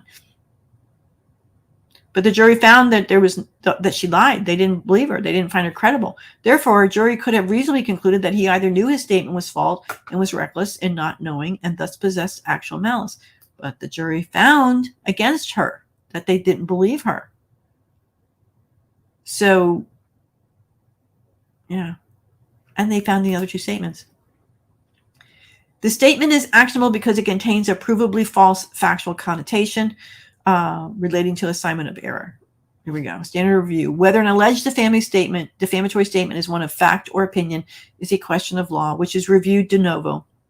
In conducting its review, the court does not determine whether the alleged defamatory statement is true or false, but whether it is capable of being proved true or false. With pure expression of opinion are constitutionally protected and cannot form the basis of a defamation action, there is no wholesale defamation exemption for anything that might be labeled opinion. Expressions of opinion may often imply an assertion of objective fact, and simply couching statements in terms of opinion does not dispel these implications. Factual statements made to support or justify an opinion can also form the basis of defamation action. The test for distinguishing pure expressions of opinion from actionable factual assertions is whether the statement contains a provably false factual connotation. This is going to be interesting how she's claiming opinion in her op-ed. right? Oops. And is thus capable of being proven true or false. 2 years ago, I became a DV victim and they was false that you were not, according to the jury.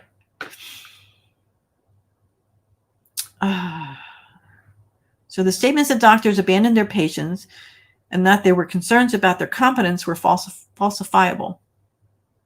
This is different cases. Statements that a doctor was engaged in excessive billing, sought reimbursement for services that were not authorized or performed, and was opportunistic and aggressive about pursuing money were assertions of fact.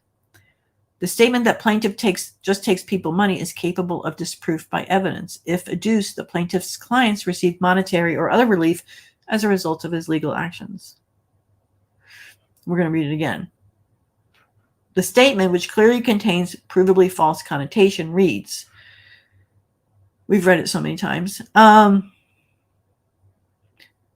They called the cops. It didn't do the trick, so they called them again. There was 2 calls. They knew that at the time. And it appeared to be 2 hours apart, but that was a New York issue. The assertions in the statements are capable of being proven false with evidence that Ms. Heard and her friends did not call law enforcement on May 21, spill wine and rough up the couple's home, fabricate evidence of domestic violence, and contact a lawyer or a publicist. Evidence could also be presented to demonstrate the officers who responded saw Ms. Heard's injuries and property damage, but did not conduct a thorough search. Could have been, but it wasn't. The police said, nope, we didn't see injuries or property damage. We didn't see it. So, and he's suggesting that the first calls didn't do the trick, that they did all this afterwards and for the photos, not expecting second officers to show up.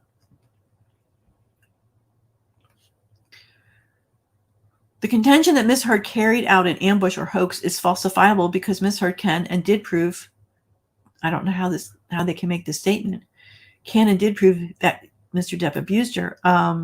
The jury didn't agree, and the word hoax was in another statement. They didn't agree. Can and did prove.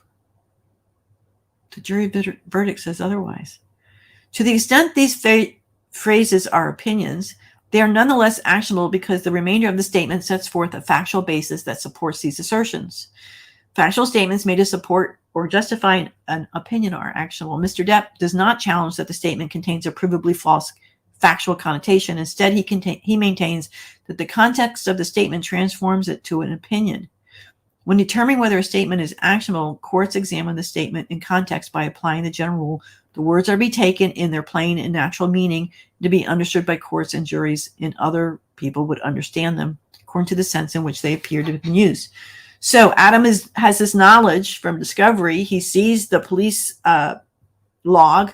The calls are dispatched 2 hours apart. His opinion is this is what they did, because it doesn't make sense that first officers came and didn't see anything. Second officers came and didn't see anything. So what happened in between that these pictures were taken? That's his opinion. What happened? They're saying, no, it's statements of fact that the jury could decide were falsified. They're used. Here, the statement makes objective assertions about the events of May 21. The only plain and natural meaning a person could draw from the statement is that these events, in fact, occurred. Mr. Depp contends that a reader would understand the statement as Mr. Wallman speaking as a legal advocate and offering his own interpretation of disputed evidence. In Riley, the First Circuit observed that even a provably false statement is not actionable if it is plain that the speaker is expressing a subjective view, an interpretation, a theory, conjecture, or surmise, rather than claiming to be in possession of objectively verifiable facts. While no Virginia court has adopted this principle, it applies only where an author outlines the facts available to him, thus making it clear that the challenged statements represent his own interpretation of those facts and leaving the reader free to draw his own conclusions. Mr. Wallman did not outline the facts available to him in the statement, although the article notes that Mr. Depp's legal team pointed out the 911 caller on May 21 had a female voice, and the LAPD registered Mr. Wright's call at 10:09. No. Yes, this is where they got the call at 10:09. This explains at most why Mr. Waldman asserted 2 911 calls that were made in the statement. There is no explanation of facts that could be interpreted as supporting the defamatory assertion that Ms. Heard set up Mr. Depp by fabricating evidence of domestic violence. There was 2 phone calls because a woman did call at 8:35. Mr. Wright called in New York City, but was not transferred or teletyped till 10:09. Given the appearance, there was 2 separate calls, 2 hours apart. 2 sets of police officers did come out 2 hours apart. The photos were taken in between. Both police officers saw no damage. So I think that assertion that it was fabricating evidence of domestic violence is because both officers saw no injuries or damages. And both sets of officers walked through the hallway. Mr. Depp also asserts that courts consider factors such as whether the form in which a statement is made would cause a reader to understand it as the author's opinion, the degree to which the audience is familiar with the underlying facts, and the identity of the speaker. Each of these factors suggests the statement is not an opinion. The form in the Daily Mail, a widely circulated tabloid that publishes newsworthy accounts of factual evidence, not opinion pieces. Daily Mail doesn't. Okay. The overwhelming majority of the Daily Mail's numerous readers are not familiar with the underlying facts of the Amber Heard's abuse and the identity of the speaker. As Mr. Depp's attorney suggests, he has inside knowledge or access to evidence that establishes Ms. Heard's allegations are false. While a reader might consider statements an attorney makes in court as mere advocacy, the press is not the traditional forum in which attorneys advocate for their clients. Isn't it though? We get a lot of attorneys. And as far as not being familiar with the underlying facts, the Daily Mail, in almost all of his articles at the bottom, said, here's the timeline so far. Here's what happened. Here's the claim so far. In sum, the context of the statement does not transform its factual assertions into opinion. For this reason, the circuit court correctly denied the motion for summary judgment and motions to strike the evidence. I got to watch my time. I have 1 hour left, guys. Drew fessed up a lot. There obviously was a staging between Johnny leaving and the photos being taken. Yeah, it doesn't make sense. Did he fess up at trial? I don't remember him doing this at trial. He may have missed it. No, their stories didn't match up because he said they only cleaned up the glass for the dogs. They didn't clean up any other damage. And that was from his testimony was his 2019 deposition, as far as I recall.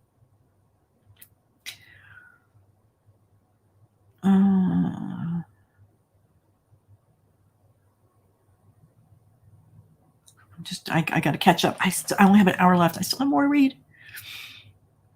Oh, Tuxem, thank you so much. Big hug from us. Love you. Love you right back. I feel the jury gave in on the 1 count to just placate her. It could be not so much to placate her, but to placate one of the jurors. They felt like, I don't know, we should give her something. They're both kind of nasty at each other. It's possible. Oh, I'm so far behind, guys. I don't understand how you can blatantly lie and say JD abused her and it was proven. I don't know. I don't understand either. The ruling is there. I mean, I understand they're appealing the ruling, but the appeal is based on law, not on whether she lied or not. And moving on. The circuit court correctly rejected the proposed jury instructions as on independent contractors relating to assignment of error 2, standard of review. The decision to deny a jury instruction resets with the discretion of the trial court and will not be reversed absent an abuse of discretion. The sole purpose of appellate review of jury instructions is to see that the law has been clearly stated and that the instructions cover all issues with the evidence fairly raises. Whether the content of the instruction is an accurate statement of the relevant legal principles is a question of law that, like all questions of law, is reviewed de novo. Where other questions fully and fairly cover the principles of law governing the case, the trial court does not err in refusing an additional instruction on the same subject. The jury instructions fully and fairly covered principles of agency. Well, we know they did, but that's not their argument. As previously explained, the concept of an independent contractor does not apply to this case because Mr. Depp's liability stems from Mr. Waldman's role as his agent when speaking to the press. And that's going to apply now to all lawyers. And even if Mr. Waldman is an independent contractor, it does not preclude Mr. Depp's liability for his conduct. Therefore, proposed jury instructions 22, 23, and 24, which concern independent contractors, are not accurate statements of the relevant legal principles and were correctly refused. This is going to be interesting what they decide on this, because they're deciding what's going to affect all lawyers. And this case will be cited in all states. Additionally, the refused jury instruction on independent contractors overlap with the given instructions on agency. Agency. Jury instruction TT, that was what was be on the top of the page. TT, like on page 12, it's TT. To find a principal agent. A principal is a person or legal entity with power or right to control the means and methods of performance by which another person performs the principal's work. An agent who is a person who is subject to the power or right of a principal to control the means and methods of the performing of the work. This is what was given to the jury. Right? This is what was given to the jury. TT was given to the jury. It gives me the impression reading this is that I'm telling you that Adam Waldman's an agent. I'm not allowing you to think that he's not. That's my reading. And I'm reading it as every man, a juror. Not as a lawyer, because I'm obviously not. Proposed jury instruction number 22 effectively defined an independent contractor as the opposite of an agent.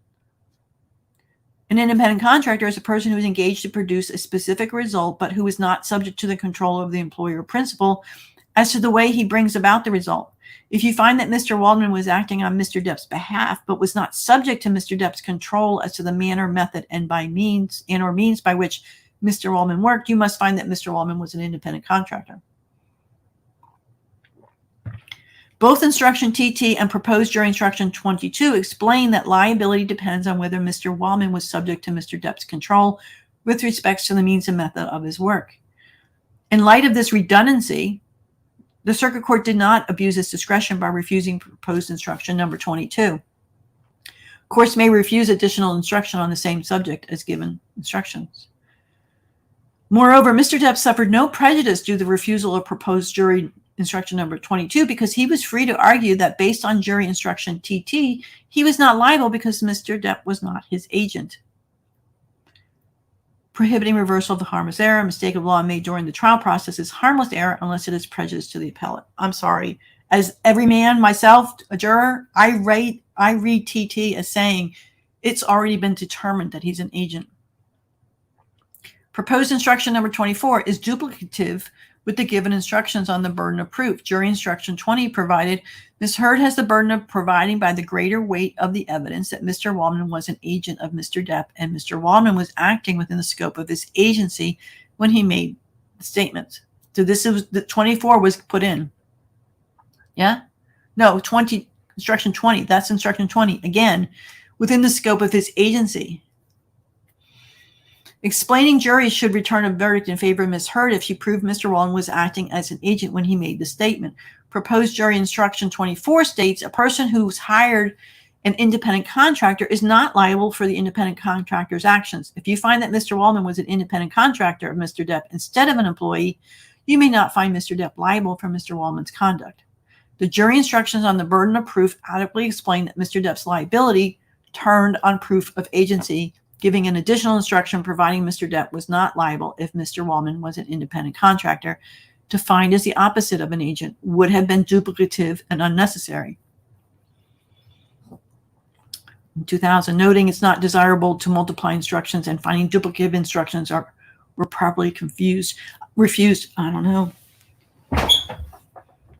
Proposed instruction number 24 also expresses the same false dichotomy discussed above by asserting the jury may find Mr. Waldman is an independent contractor instead of an employee. This assertion would have confused the jury by indicating Ms. Heard was required to show Mr. Waldman was Mr. Depp's employee rather than his agent.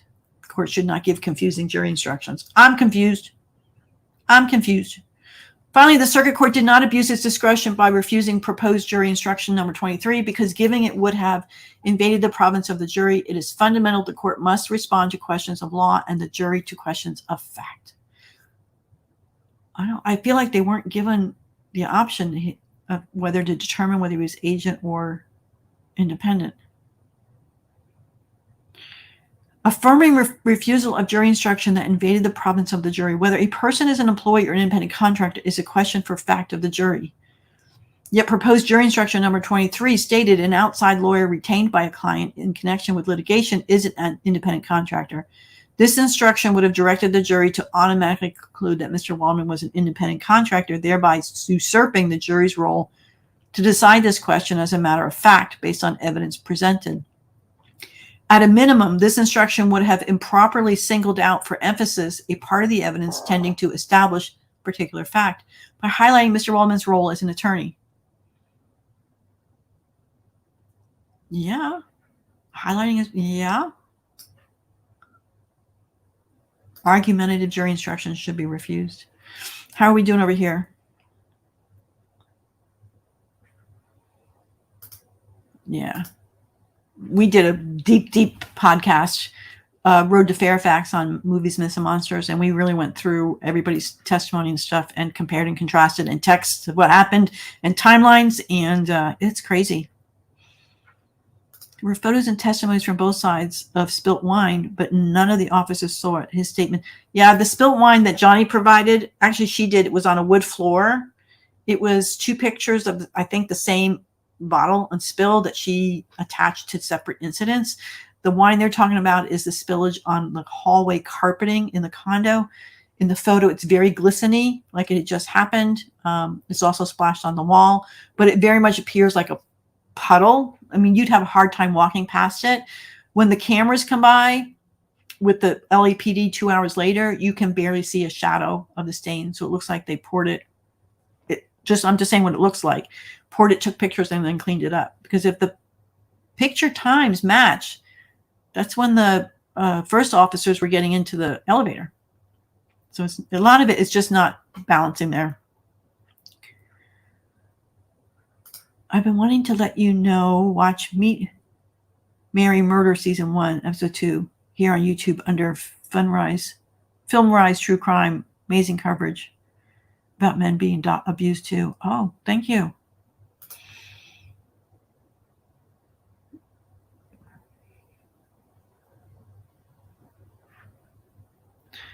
They are relitigating.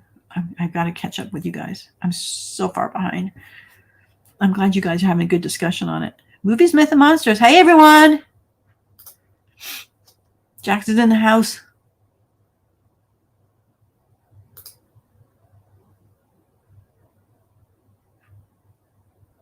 Having mine as we speak. Oh, coffee. Yeah. Yeah. Thank you, Seabargalia. Thank you for all you do. You're so welcome. I'm glad I can help. CLR Bruce Rivers, who is a criminal attorney in Virginia, did work for the appeal court in Virginia. He stated that as a clerk, he noticed any legal brief that isn't precise will lose. So there's some concerns here, apparently. All right. I'm going to keep going because I got 1 hour total. The circuit court did not abuse its discretion by requiring redaction of irrelevant and inadmissible portions of the article containing the statement. Now, I showed those. They're just black. All you have is pages and pages of black with just Adam's statement. That's it. They took everything out, including her lawyer's statements, including some of his other statements. Decisions regarding the admissibility of evidence lie within the trial court's sound discretion and will not be disturbed on appeal absent an abuse of discretion. A court has abused its discretion of its decision, was affected by an error of law, or was one with which no reasonable jurist could agree. The circuit court properly excluded the contents of the full article that contained the statement because it constituted inadmissible hearsay and was not necessary for the jury to assess whether the statement was defamatory. For the purposes of the third assignment of error, the court need focus only on the statement that the jury found was defamatory to her. Mr. Depp argues that the full text of the article was necessary for the jury because it would have shown the statement was not an actionable defamatory comment. As explained supra in Section 3, the statement was plainly defamatory and not protected speech. Moreover, Mr. Depp presents no argument or evidence other than its own conjecture that anyone reading the article would have understood the statement as anything other than the statement of fact that Ms. Hurt and her friends lied about Mr. Depp's physical abuse and property damage on May 21. So in the op-ed, their argument has to be within context, that they had to read the whole op-ed, even though we now know from the trial that the ACLU wrote most of the op-ed, that she just inserted her parts. But in this case, You have to wipe all that away and just cherry pick a statement and put it out there in space. Mr. Depp challenges the circuit court's redaction of all 3 articles that form the basis of the counterclaim. Although Ms. Hurst disagrees with the jury's verdict on the other 2 statements, because they found against her, Mr. Depp made through Wallman that comprised her counterclaim and does not believe that such a verdict was supported by the evidence. The jury did not find these statements to be defamatory, and therefore any error relating to the exclusion of the full articles in which these statements appeared is harmless and irrelevant. Well, the article did explain more about the police visits and that her team was claiming the 911 proved their side of the case. So there was a lot more relevant information, I think, in there. Ecuador. Wow, Carmen. The fact that the article contained a quote from Ms. Hurst's lawyers, additional statements by Mr. Wallman on behalf of Mr. Depp, that were factual in nature and references to the parties' ongoing dispute does not and cannot remove the defamatory sting of the statement. As the circuit court noted, whether or not the statement is defamatory cannot depend on the third party's decision to put the statement in a certain portion of a certain article. This is because, as the circuit court correctly ruled at the time the statement was made, Mr. Wallman didn't know what the articles were going to say or how they were going to print the article. This ruling was not an abuse of discretion. Trial courts will have to decide on case-by-case basis whether an unredacted document containing both actual statements of fact and statements of mere opinion should be presented to the jury for purposes of providing context for the actual statements of fact, or whether only the actual statements of fact should be presented to the jury's consideration. Interesting. So, thank you, Cynthia. So, they're saying that, I guess they called for statements by the Daily Mail saying, hey, we're going to write this article. What's your opinion about the 911 call? What's your opinion about this? Mr. Wallman had no idea what the entire article was going to be about. So that's why we had to redact it all. He had assumed that his statement was going to be, he had no idea how it was going to be couched in the entire article. Shoot, Mr. Wallman, I would also say that it's been happened before. His statement could have been cherry picked. Brian and Jack said the elevator and CCS cameras were off by 12 minutes. And 1 hour on the other? No, I don't think at all. No, I don't think so. I don't think they were off an hour. No.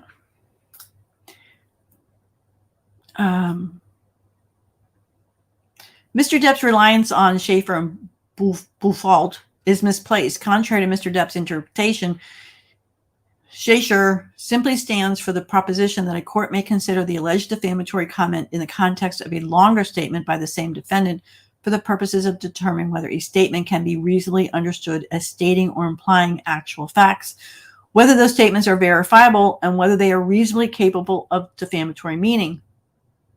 I find this interesting in the longer statement because if you remember the other appeal, it was constantly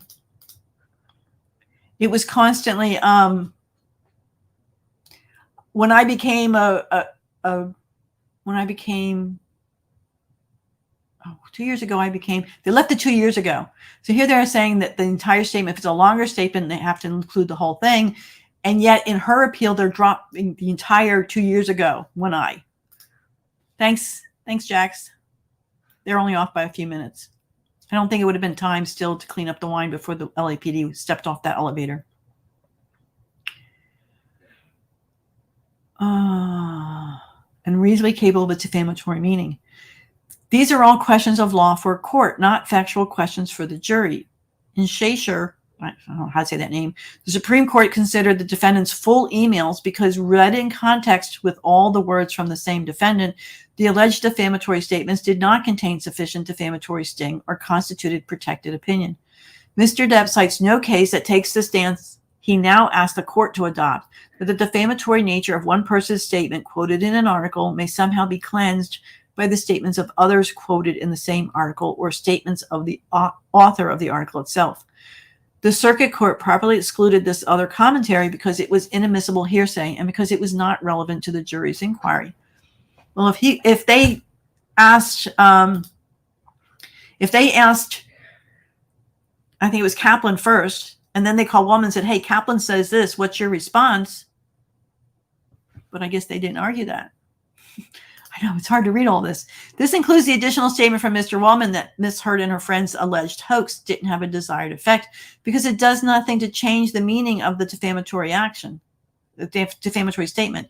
And unlike the statement in Shasher that the court found was protected opinion because it was based on facts that themselves were not alleged to be false and defamatory, well, the alleged hoax, the jury found was a hoax. They found for it. And unlike the statement that the court found was a protected opinion because it was based on facts that themselves were not alleged to be false and defamatory, the statement itself was a factual statement involving Ms. Heard that the jury found to be false. Nothing about the rest of the article could have changed the correct determination by the jury that Mr. Depp's statement through Mr. Woolman in the article met the elements of defamation. Finally, Mr. Depp's suggestion that the full articles were necessary for the jury to assess Ms. Heard's damages is wrong. The remainder of the article simply discusses fragmented aspects of the ongoing dispute between Mr. Depp and Ms. Heard's relationship. Oh, so the public reading it did know. And the jury was presented with far more details of the relationship through the evidence permitted at trial, albeit an incomplete picture due to the court's improper exclusion of much of Ms. Heard's evidence of abuse by Mr. Depp. I'm just going to stake that in there. Hearsay. See Heard v. Depp opening brief. And the jury was presented with evidence of the ways in which Ms. Heard had been damaged by the statement, both from Ms. Heard herself and from dueling damage experts. Thus, to the extent the circuit court erred in excluding the contents of the article that contained the statement, any such errors were harmless. Noting that a reviewing court must consider the potential effect of the excluded evidence in light of all the evidence presented to the jury. So, yes, her income was harmed because she perpetuated a hoax and the jury believed it. So the public probably believed it too. So yeah, people didn't want to work with her. Is that what they're saying? Similarly, although Ms. Heard disagrees with the jury's verdict that the other statements Mr. Depp made through Woolman were not defamatory, the jury got it right. The full article in which those statements appeared have no bearing on whether Mr. Depp is liable for the statement. Oh, and that the remaining of the articles could have added to the evidence regarding damages that was presented to the jury. For the foregoing reasons, Ms. Heard respectfully requests that the aspect of the judgment of the court at issue is this appeal should be affirmed, not overturned.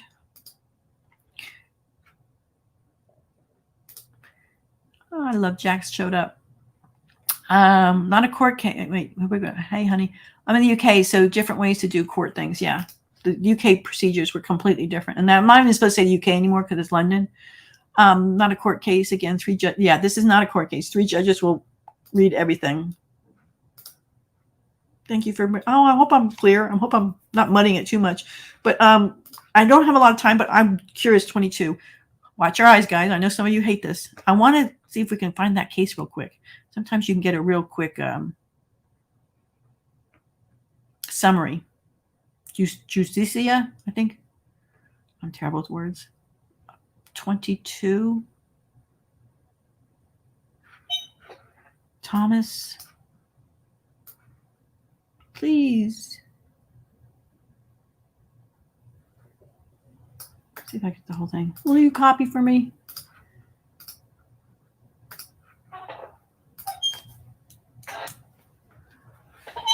Okay. Master servant. Susan Thomas had her car taken to the home of her son, Clyde Thomas, for safekeeping when she was hospitalized. Since he has no operator's license, she directed him specifically not to drive the car. After she returned home, she told him to bring the car back, but not to drive it himself.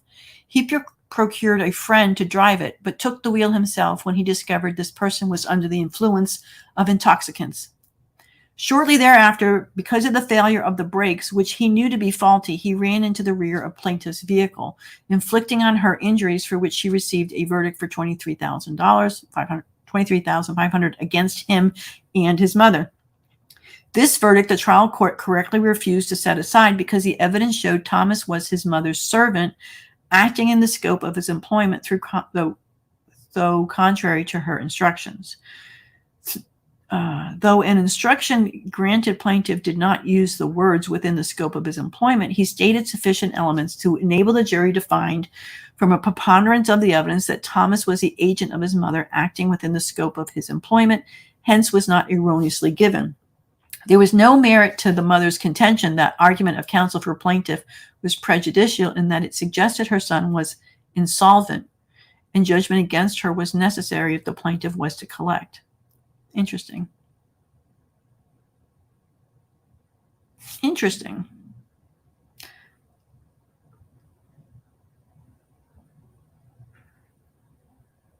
The motion alleged, among other things, that at the time of the accident, the son was acting within the scope of his authority as the servant, employee, or agent of Susan Thomas.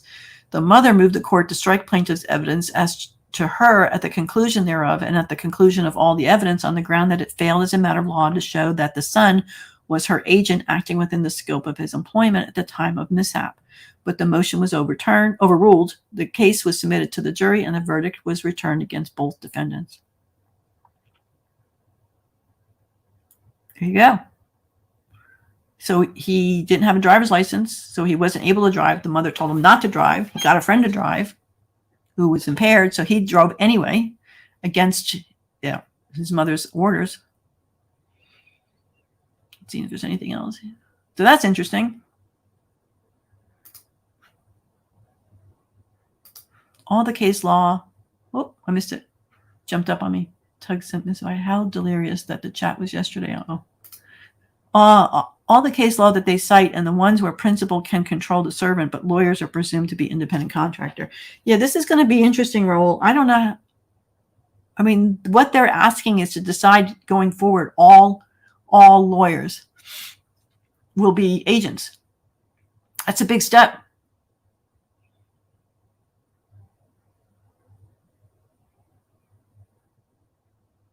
Yeah, 15 minutes to make the argument. If they grant the hearing, I'm sure they will grant it, but 15 minutes.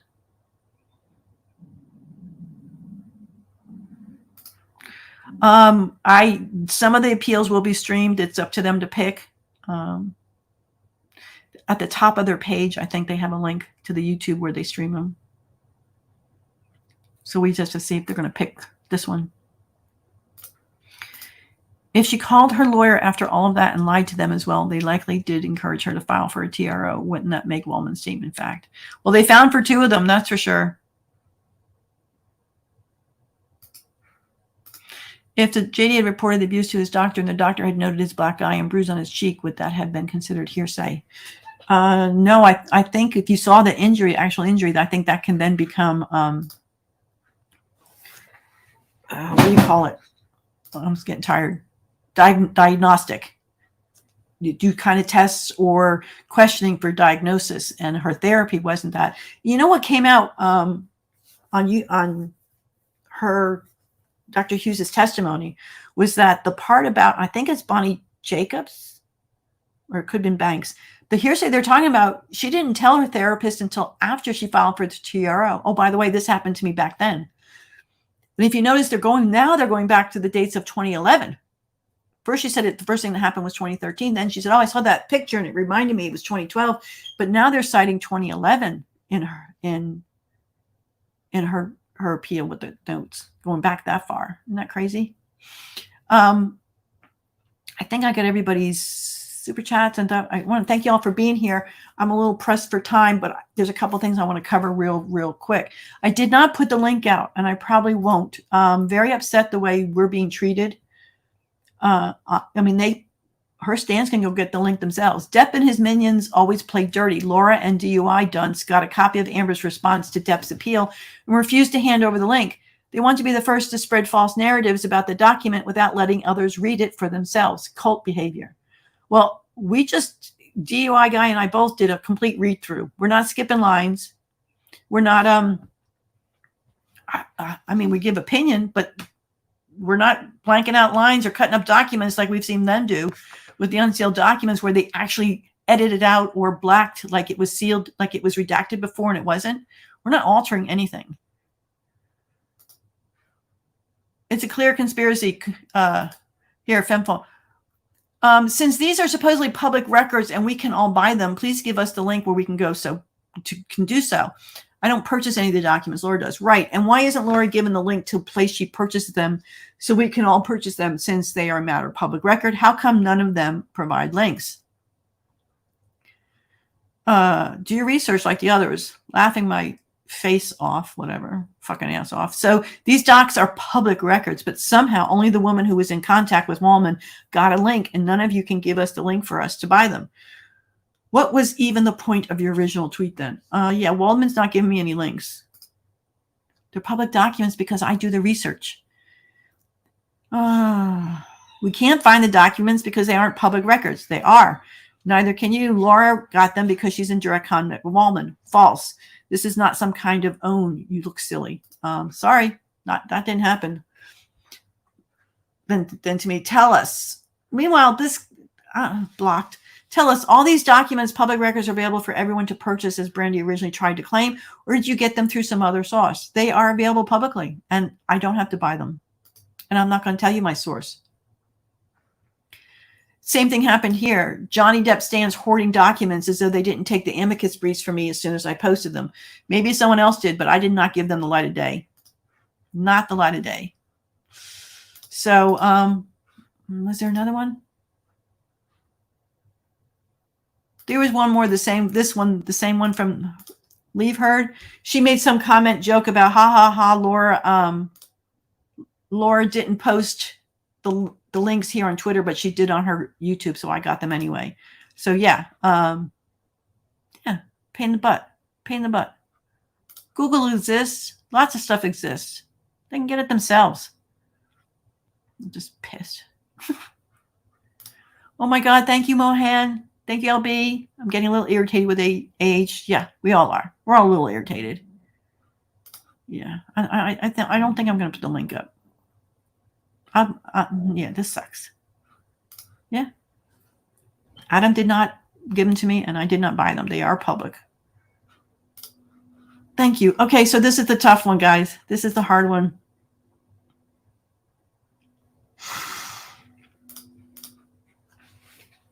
Apparently, Jeannie has left us.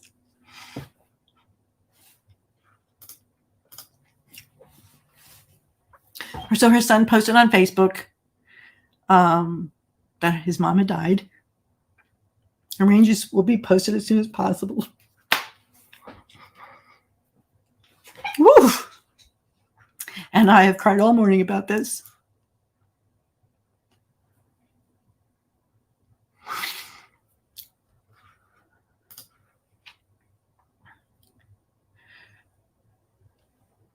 I can't even read it, guys.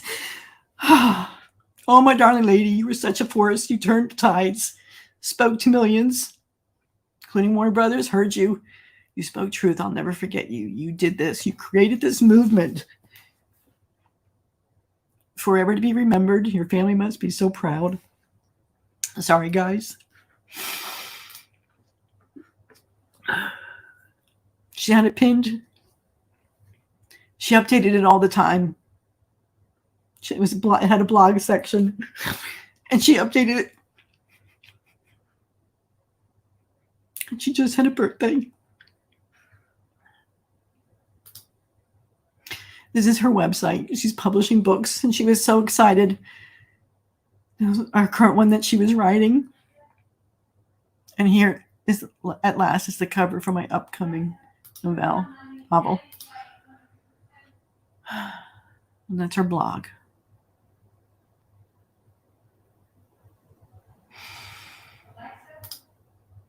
And here on Facebook, where her son posted, I is sick as a dog, prayers, please, 4 days ago. And 5 days ago, she talked about friends and family. If you want to send something to Scott, he's in the hospital. He's at Mercy Health. So they had some stuff going on. Anyway. So we'll be watching on Facebook, and they'll be posting something about arrangements, and we'll see if any of us can participate. She was a neat lady. So That's what I have to end on. Sorry, guys. I don't know what's going to happen with appeals. Appeals don't usually win for either side. I think Johnny had some great points, and this decision is going to be made. Oh, sorry. Decision is going to be made that's going to affect all attorneys. So I'm sure the judges will really take a hard look at this. And the same on hers. Most people don't think it has enough to hold water. So we'll see how it goes. So what's the next step? Johnny will reply to this. When is his reply due? December 16th. Appellate JD reply brief is due 14 days. We don't know when his opposition brief will be due against her appeal, because we know he asked for an extension. They didn't rule on it. They didn't deny or grant it. They didn't rule on it because they said, we can't rule on it because you're asking for specific dates.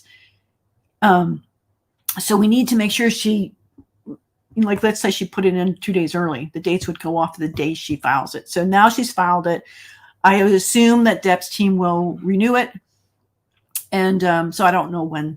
Nothing's happened yet, so I don't know when it's going to be due. And that's about it for this. So, yeah, here we are. I do need a hug. Where is it? Pretend Johnny's giving you a hug. That was a great big hug, and he gave you. Let me tell you, he hugs, he engulfs you. You just feel it. It's so genuine. Even if Johnny doesn't win his appeal, he's won his life back. I can't even talk now. That's all that matters. We will never unhear or unsee that court, and it will be forever memorialized on YouTube. So thank you all for joining me. I have to get ready to go. I hate to end it on a sad note, but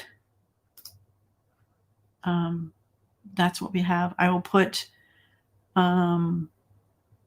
should I put Jeannie's Facebook link in the description, or should we maybe keep that private? Because I don't think she ever shared it on YouTube, on Twitter.